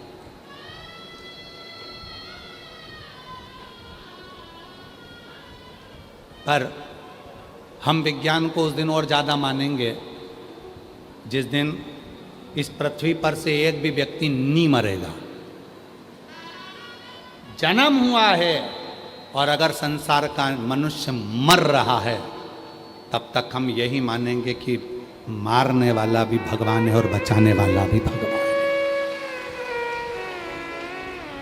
जिस दिन इस संसार सागर में कोई मरे ना, जिस संसार सागर में किसी के प्राण ना छूटें, जिस संसार अगर इतना हो जाए कि कोई मरे ही ना, तो हम माने कि हाँ तुमने चमत्कार किया। पर जब तक हम तुम्हारे चमत्कार को नहीं मान सकते, जब तक कि संसार का मनुष्य मर रहा है, प्राण छूट रहे हैं, जा। तो विज्ञान और सनातन धर्म ये दोनों अपनी जगह चलते हैं, साथ चलते हैं। हम विज्ञान को भी मानते हैं और सनातन धर्म को भी मानते हैं, हम इनमें भेद नहीं करते। पर दुनिया के ऐसे कई लोग हैं जिन्होंने भेद करना प्रारंभ करा, सनातन को नीचा दिखाने के लिए। क्या रखा है पत्थर पर दूध चढ़ाने से क्या होगा, मंदिर में भोग लगाने से क्या होगा, दिए से आरती करने से क्या होगा, भगवान को भजन करने से। अपने माँ बाप से जाकर पूछो कि तुम्हें पैदा करने से क्या हुआ, जवाब वो देंगे, हमें नहीं देंगे। क्या होता है कभी विश्वास कर कर देखना। एक पत्र है, अच्छा है, देखो, भरोसे का पत्र देखिए कितना पत्र। मेरा नाम करुणा चंद्राकर है, मैं खोपली दुर्ग की रहने वाली हूँ। मेरा मोबाइल नंबर ये है, मेरा नाम करुणा चंद्राकर है, मैं खोपली दुर्ग की रहने वाली हूँ। मेरा मोबाइल नंबर ये है। मैं पहली बार पंडाल में कथा सुनने के लिए आई, उस समय मेरा बेटा सरकारी नौकरी की तैयारी कर रहा था, लेकिन हमेशा आ जाओ माँ, आ जाओ आ जाओ आ जाओ। मेरा बेटा सरकारी नौकरी की तैयारी कर रहा था, लेकिन हमेशा कुछ नंबरों से पीछे रह जाता था।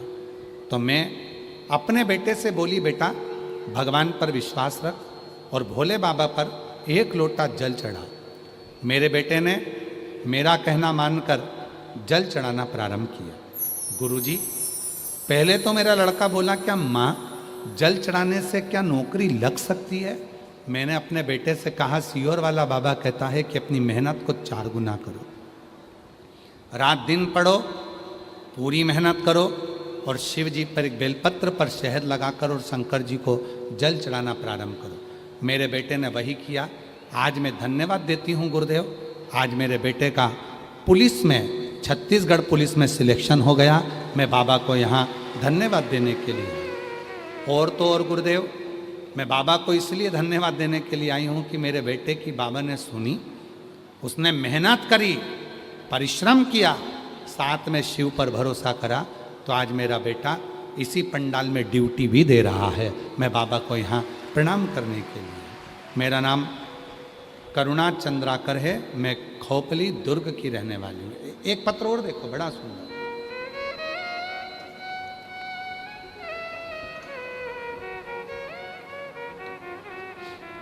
मेरा नाम श्रीमती सावित्री साहू है, मेरे पति का नाम रेखराज साहू है। हम दुंगदेही जिला धमतरी की रहने वाले हैं। कहीं बैठे हों तो आ सकते हैं। मेरे भोले बाबा का महिमा का क्या वर्णन करूं गुरुदेव। मेरी शादी को 7 साल हो गए थे, संतान का सुख नहीं था, सारे डॉक्टरों का इलाज करवाया, तब आखिरी में सीहोर गई और सीहोर में जाकर प्रदोष के दिन पति और पत्नी दोनों ने मिलकर कावड़ चढ़ाई और बाबा कुबेरेश्वर महादेव से प्रार्थना करी और शिव जी की कृपा से हमारे यहाँ 3 महीने भी नहीं हुए और बाबा की कृपा से मेरे यहाँ संतान की प्राप्ति हुई। 20/1/2025 को मेरे घर में बेटे ने जन्म लिया, जिसका नाम हमने शिवांश रखा है। एक पत्र और है बड़ा सुंदर।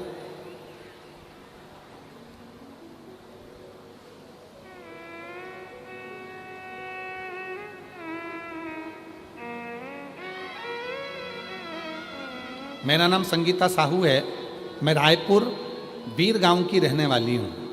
बाबा, हम लोग 25 साल से किराए के मकान में रहते थे। दुनिया वाले ताना मारा करते थे। 25 साल किराए के मकान में रहते रहते पहली बार आपकी कथा टीवी पर सुनी, विश्वास जागा तो पंडाल में जाकर कथा सुनी। बाबा की ऐसी कृपा हो गई गुरुदेव, आज 25 साल के बाद खुद के मकान में बाबा ने बिठा दिया। ये शिव की कृपा। और गुरुजी, जितनी बार कथा के पंडाल में कथा सुनने आते हैं उतनी बार बाबा देता है। पहली बार कथा सुनने आए थे तो 25 साल बाद खुद का मकान बनाया। दूसरी बार पिछले साल में आपकी कथा सुनने के लिए आई थी और बाबा से बोल कर गई थी कि मेरे को कोई जॉब दिला दो। आज बाबा ने मुझे सॉफ्टवेयर इंजीनियर के पद पर बिठा दिया। मैं बाबा को यहाँ धन्यवाद देने के लिए आई हूँ। गुरुदेव, शिव शिव है, भगवान से आ जाओ, आ जाइए, आ जाओ। जितना मांगू मैं शिव से हर बार देता है। एक पत्र और बड़ा सुंदर है।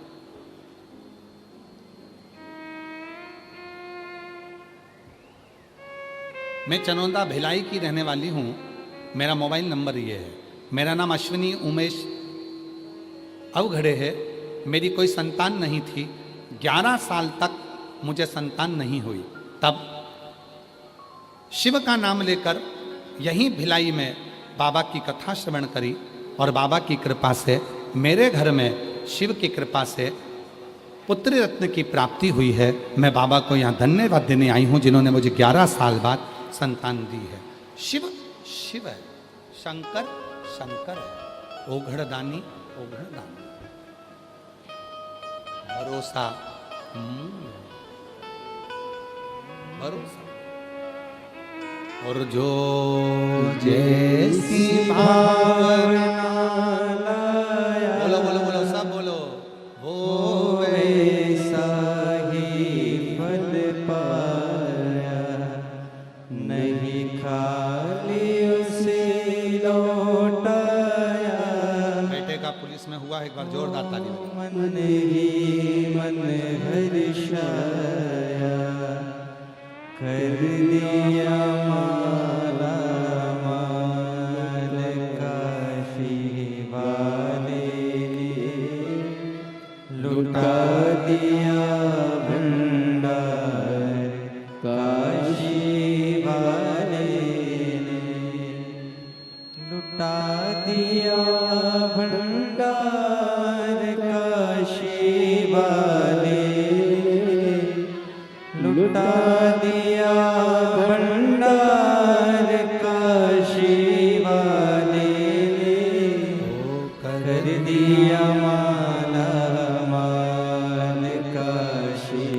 वाले ने लुटा लुटा दिया भंडार काशी वाले ने। एक विश्वास, एक भरोसा।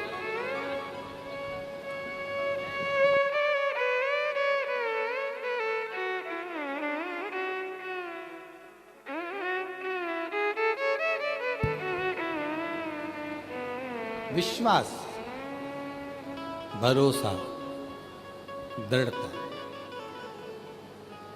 जब पूर्ण हो जाता है तो जीवन का सारा सुख प्राप्त हो जाता है। भरोसा, और सबसे ज्यादा जरूरी है हमारा विश्वास, हमारा भरोसा, हमारी दृढ़ता। महाराज अंध का सुर ने तप किया, ब्रह्मा जी से वर प्राप्त किया कि मुझे वर दो, मेरे प्राण न छूटें। ब्रह्मा जी ने कहा ये नहीं हो सकता कि तुम्हारे प्राण नहीं छूटेंगे, वो छूटेंगे, मरना तो पड़ेगा। आया है सो जाएगा, राजा रंग फकीर। जो आया है उसको जाना, उसको कोई रोक नहीं सकता। पर इतना जरूर है, कोई नहीं रोकेगा, रोक कोई सकता भी नहीं। पर जितना समय परमात्मा ने दिया है उतना हम अच्छे कर्म में लगाएं। रंगोली बनाते हो आप लोग? अरे बोलो तो जम के, बनाते हो रंगोली? तो तुमने रंगोली बनाई, बहुत सुंदर बनाई। तुमको मालूम है कि तुमने जो रंगोली बनाई है वो तुम अंदर जाओगी और उसके थोड़ी देर बाद वो मिट जाएगी, कोई ना कोई उसे बिगाड़ देगा। बोलो मालूम है कि नहीं मालूम है? मालूम है ना? तुम्हें मालूम है कि मैं रंगोली बनाऊंगी और रंगोली बनाकर मैं अंदर जाऊंगी और अंदर पहुंचने के बाद मेरी रंगोली को कोई ना कोई जाने वाला, आने वाला, गाड़ी वाला, वाहन वाला उसको बिगाड़ दे। फिर भी तुमने रंगोली दिल से बनाई कि नहीं बनाई? मन से बनाया कि नहीं बनाया? जितनी अच्छी बना सकते थे उतनी अच्छी बनाई कि नहीं बनाई? जितनी क्वालिटी में बना सकती थी उतनी क्वालिटी में बनाई। और तुमको मालूम है कि रंगोली 15-20 मिनट बाद बिगड़ जाएगी, गाड़ी वाला बिगाड़ देगा, कोई निकल के जाएगा तो बिगाड़ देगा। उसके बाद भी तुमने उस रंगोली को अच्छा बनाया। बस शिव पुराण भी यही कहती है, जो एक दिन इस प्राण को छूटना है, ये रंगोली बिगड़ना है, तो क्यों ना इस रंगोली को अपन अपने दिल से अच्छा क्यों नहीं बना ले? जब जाना ही है तो पहले रंगोली तो अच्छी बनाएं, अपनी मेहनत तो अच्छी करें, अपना कर्म तो अच्छा करें, अपने विचार तो अच्छे रखें, अपनी सोच तो अच्छी रखें। जितने अच्छे विचार, जितनी अच्छी सोच हम लाएंगे, अपनी जिंदगी उतनी उज्जवल होती चलेगी। उतनी ऐसे दयालुनाथ से रिश्ता बनाइए,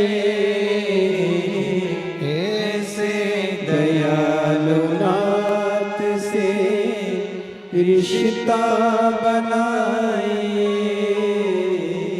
मिलता रहेगा आपको जो कुछ भी चाहिए, मिलता रहेगा आपको जो कुछ भी चाहिए। ऐसा करिश्मा होगा जो हुआ कभी नहीं, ऐसा करिश्मा होगा जो हुआ कभी नहीं। मांगा है भोलेनाथ से वरदान एक ही। इनकी आवाज़ मुझे नहीं आ रही है, दोनों जने की जो गाने वाले हैं। मांगा है भोलेनाथ से वरदान एक ही, तेरी कृपा बनी रहे जब तक है जिंदगी तेरी कृपा बनी रहे, जब तक है जिंदगी मांगा है भोलेनाथ से वरदान एक ही, मांगा है भोलेनाथ से वरदान एक ही। अंधकासुर ने कहा कि मेरे प्राण न छूटे, ऐसा वर दे दो, वर दो। ब्रह्मा जी ने कहा ऐसा वर नहीं मिल सकता, मरना तो पड़ेगा। ठीक है, अंधकासुर के पिता ने यह बता दिया था कि तेरी कोई मां नहीं है, तू तो पानी में बहकर आया था और मैंने तुझे पाल पोस कर बड़ा कर लिया, तेरी माता नहीं है, तेरी कोई मां नहीं है। तो अंधकासुर ने वर मांगा कि मुझे वर दो, अगर मैं मरूं तो जिस दिन मैं अपनी माता को गलत दृष्टि से देखूं उसी दिन मरूं, क्योंकि अंधकासुर को यह मालूम था कि मेरी कोई मां नहीं है, मेरी कोई मां है ही नहीं, यह अंधकासुर को मालूम।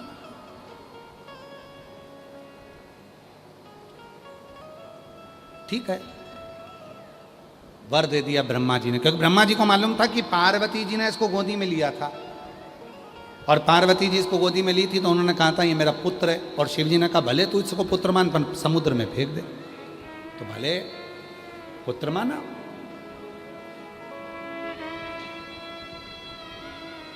ठीक है,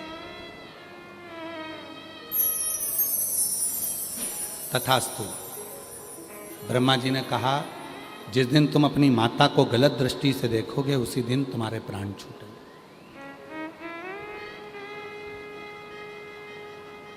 मैं तुम्हें वर देता हूं। और कितनी सुंदर बात लिखी है, जरा ध्यान देना हमारा। जिस दिन तुम अपनी मां को गलत दृष्टि से देखोगे उस दिन तुम्हारे प्राण छूटेंगे।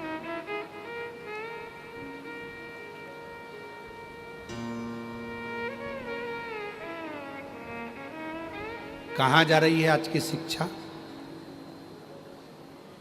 कहां जा रहे हैं आज के संस्कार, कहां जा रहा है आज का ज्ञान? छोटी छोटी बच्चियां जरा जरा सी, जो 4 साल की हैं, 5 साल की हैं, 6 साल की हैं, कोई 3 साल की है, कोई 8 साल की है, और वो जो कुछ जानती ही नहीं है।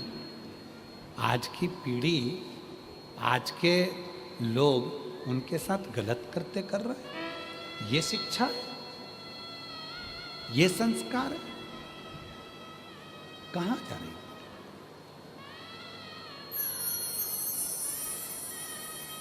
एक बार हमने कथा में कहा था, उसके पीछे बहुत बवाल मचा था। बवाल से तो अपन वाकिफ हैं, चलता रहता है, क्योंकि जलते वही हैं जिनका जलवा देखा नहीं जाता है, उसमें क्या दिक्कत है? जो जलवा नहीं देख सकता वही जलेगा। बवाल मचा था एक बार, हमने कह दिया था, आज फिर कह रहे हैं भिलाई छत्तीसगढ़ की भूमि से जिनको काली मिर्ची लगे लग जाए, और जिनको लाल लगे तो और लग जाए, हमें कोई फर्क नहीं पड़ता।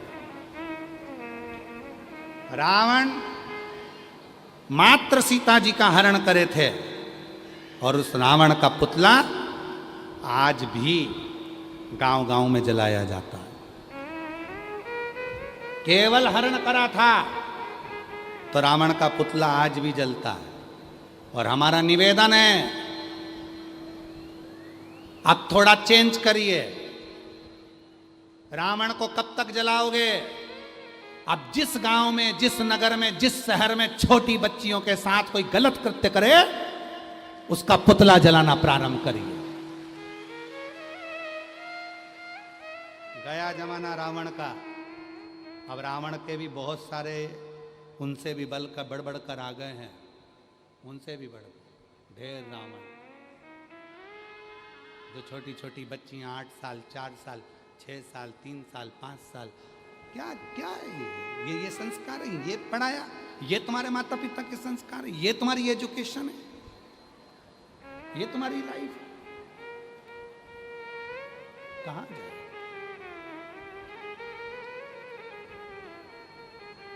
कल एक माता जी कह रही थी, गुरुजी आपने कल बेटियों की शिक्षा के लिए कहा,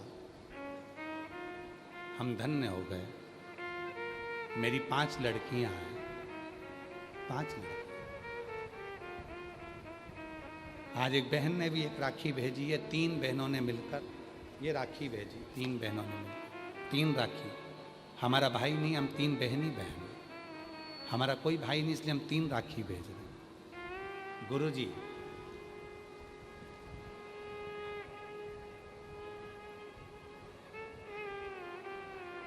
आज के समय में बेटी हो जाना,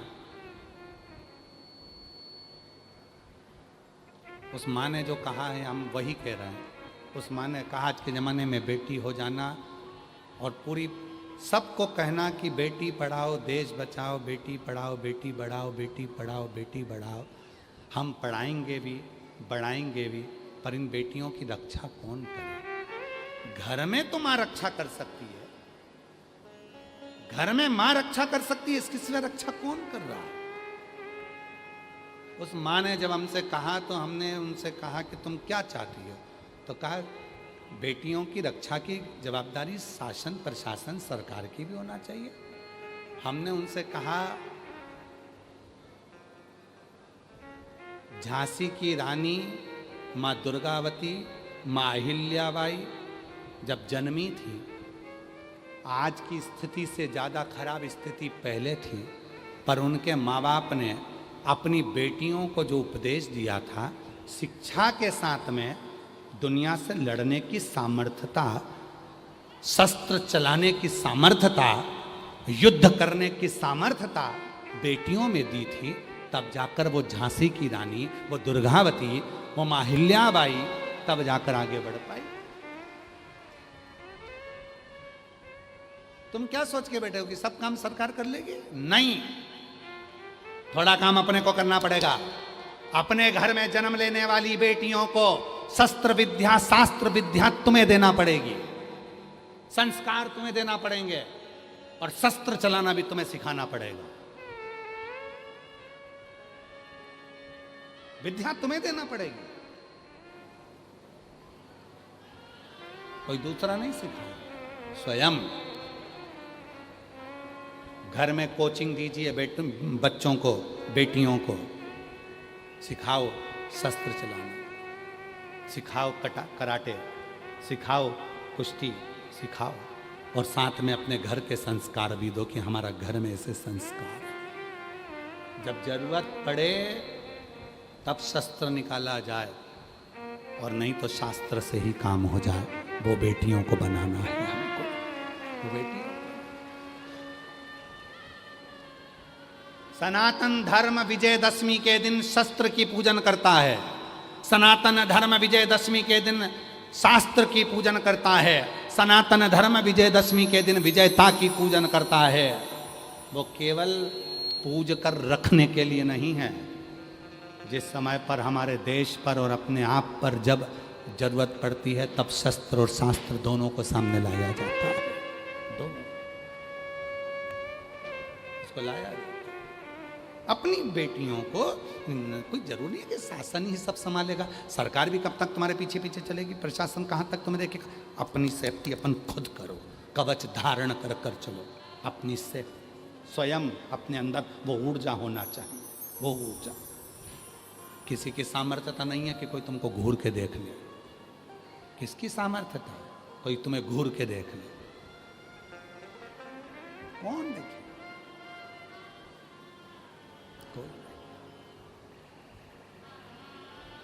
ये मेरी बहनें हैं, ये मेरी बहनें हैं जो आस्था चैनल पर कथा सुन रही हैं। ये मेरी बहनें हैं जो सोशल मीडिया पर कथा सुन रही हैं, और ये मेरी बहनी हैं जो जयंती स्टेडियम में कथा सुन रही हैं।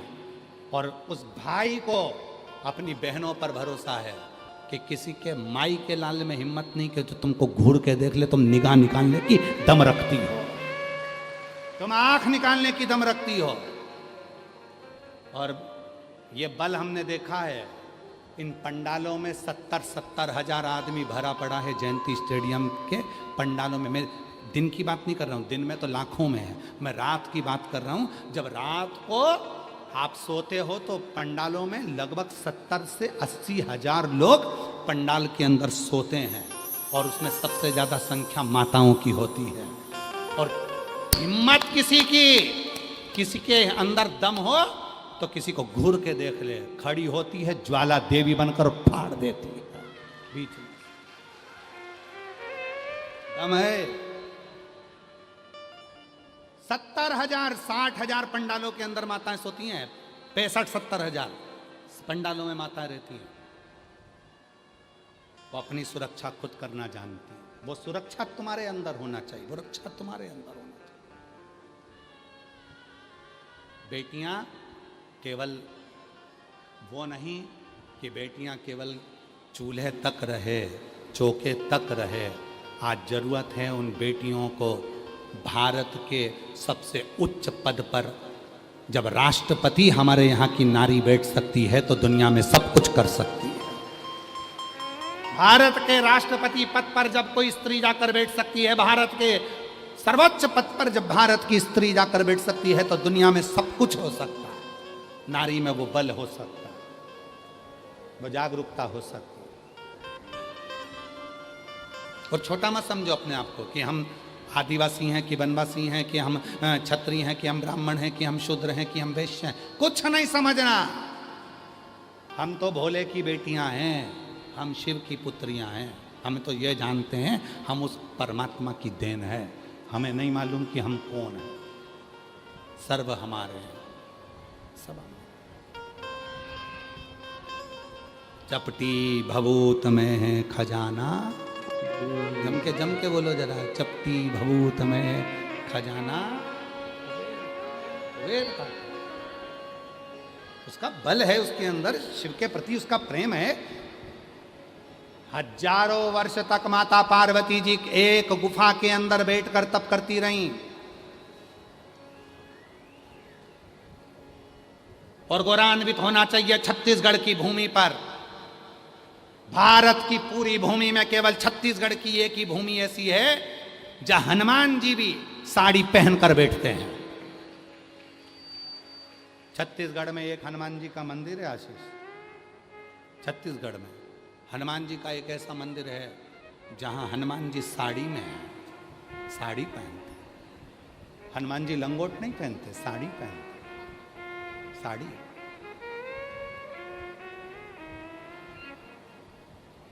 साउथ में, दक्षिण में एक शंकर जी का मंदिर ऐसा है जहां पर भगवान शिव साड़ी पहनते हैं। उनकी एक भक्त जिसकी मां बेटी का जापा कराने के लिए, बहू की डिलीवरी कराने के लिए भागी वेद को लेने के लिए, और इतनी देर में उसको दर्द उठ गए तो मेरे शंकर भगवान स्त्री बनकर उसका जापा कराने चले जाते।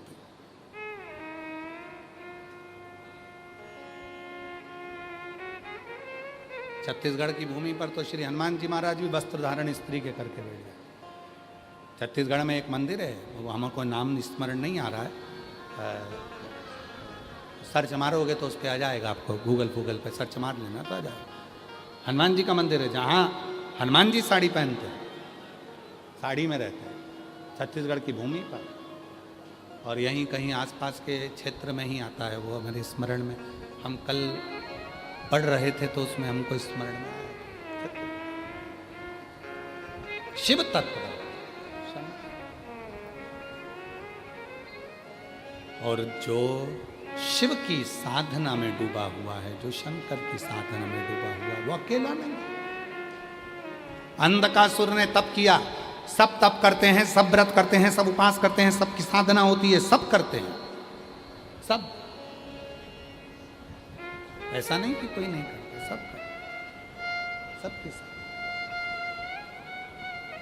पर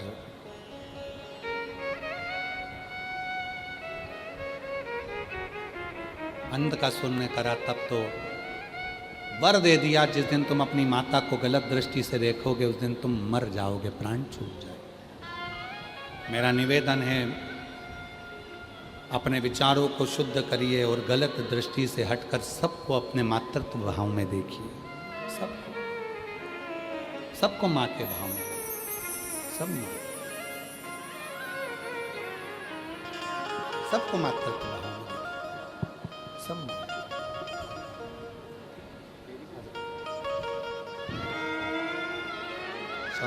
आ जाओ।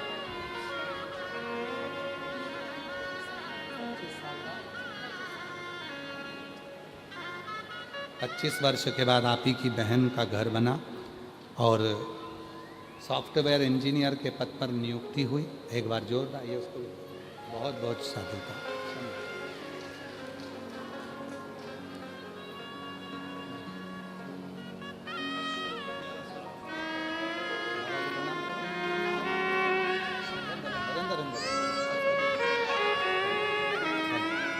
ग्यारह साल के बाद ये बाबू हुआ है। एक बार जोरदार ताली बजाएं।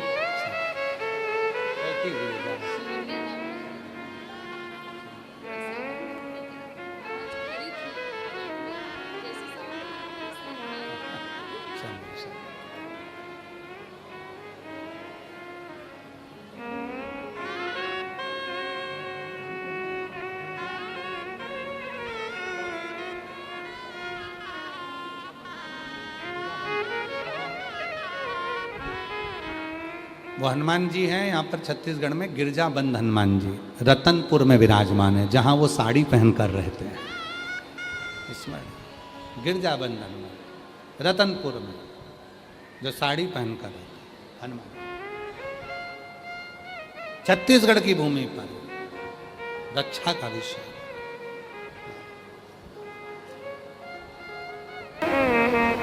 और गलत दृष्टि से जब अंधकासुर ने देखा तब माता को क्रोध आया। शिव जी ने काल भैरव को भेजा।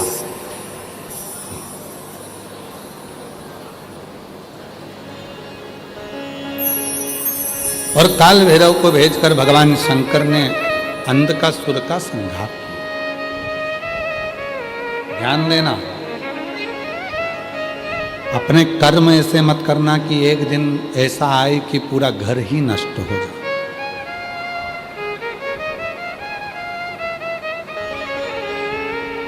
पहले के लोग ऐसे होते थे कि दूसरों की हिम्मत बढ़ाते थे। पहले के लोग ऐसे होते थे जो दूसरे की हिम्मत बढ़ाते थे, हौसला बढ़ाते थे। आज के लोग ऐसे होते हैं कि लोगों का ब्लड प्रेशर और शुगर बढ़ा देते। पहले के लोग हिम्मत बढ़ाते थे, पहले के लोग मिलते थे तो हौसला बढ़ाते थे। पर आज का व्यक्ति जब मिलता है तो ब्लड प्रेशर बढ़ा देता है, शुगर बढ़ा देता है, ना जाने कहाँ कहाँ की बात करेगा, कैसी कैसी करेगा, किस किस की करेगा कि व्यक्ति की संतुलन खो बैठे। श्रेष्ठ करे, अच्छा करे। अंधकासुर का अंत हुआ और जो अंधकासुर के प्राण छूट गए, देवताओं ने पुष्पों की वृष्टि कर दी, गंधर्व गान कर दी, अप्सरा नृत्य करी, चारों तरफ सुख था। पर माँ की आंख में आंसू था। मैंने इसको पुत्र माना था और ये गलत निकला, प्राण चले गए। आगे समय आया, माता पार्वती जी स्नान को गई थी तो जो बालक उत्पन्न हुआ था श्री गणेश, उनका मंगल विवाह हो रहा है। भगवान श्री गणेश जी महाराज पधार रहे हैं। जोरदार ताली बजाकर स्वागत करिए। रिद्धि सिद्धि के साथ भगवान श्री गणेश जी महाराज का आगमन होता है। गणेश जी महाराज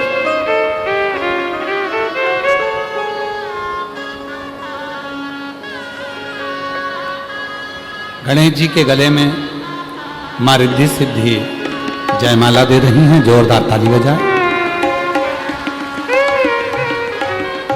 गणेश जी ने रिद्धि सिद्धि के गले में जयमाला दी। रिद्धि सिद्धि ने वही जयमाला निकालकर वापिस श्री गणेश जी महाराज के गले में दी। गणेश जी ने वही माला निकालकर वापिस रिद्धि सिद्धि को समर्पित की। बड़े भाव से रिद्धि सिद्धि ने जो माला थी वो गणेश जी को दे दी और भगवान श्री गणेश जी महाराज ने वो माला को स्वीकार किया।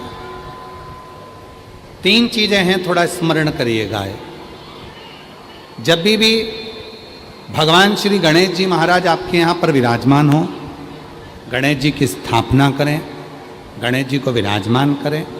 जब गणेश चतुर्थी पर गणेश जी को लेकर आए तो जहाँ गणेश जी महाराज बैठते हैं वहाँ एक कुंकू की, एक हल्दी की 2 बिंदी जरूर रखना चाहिए। क्यों? क्योंकि कई लोगों का नियम रहता है कि गणेश जी को 1 साल रखने के बाद विसर्जन करते हैं, कोई होता है तो 7 दिन 10 दिन के बाद विसर्जन करता है, कहीं महाराष्ट्र में तो 2 दिन में, 5 दिन में, 7 दिन में, जैसा विसर्जन है वैसा करते हैं। शिव पुराण कहती है कि गणेश जी विसर्जन होने के लिए जाएं पर रिद्धि सिद्धि हमारे घर में रहना चाहिए। इसलिए जब गणेश जी को हम विराजमान करें तो उस दिन जहाँ गणेश जी बैठते हैं तो दीवार पर एक हल्दी की बिंदी, एक कुंकू की बिंदी, रोली की बिंदी जरूर रखें। दीवार पर जब 2 हम बिंदी लगा देते हैं और जब गणेश जी का विसर्जन भी हो जाता है तो बहुएं रिद्धि सिद्धि के रूप में हमारे घर में सदा विराजमान रहती हैं। ऐसी रिद्धि सिद्धि गणेश जी का मंगल विवाह हुआ। कल कथा का समय सुबह 8 बजे से 11 बजे तक रहेगा।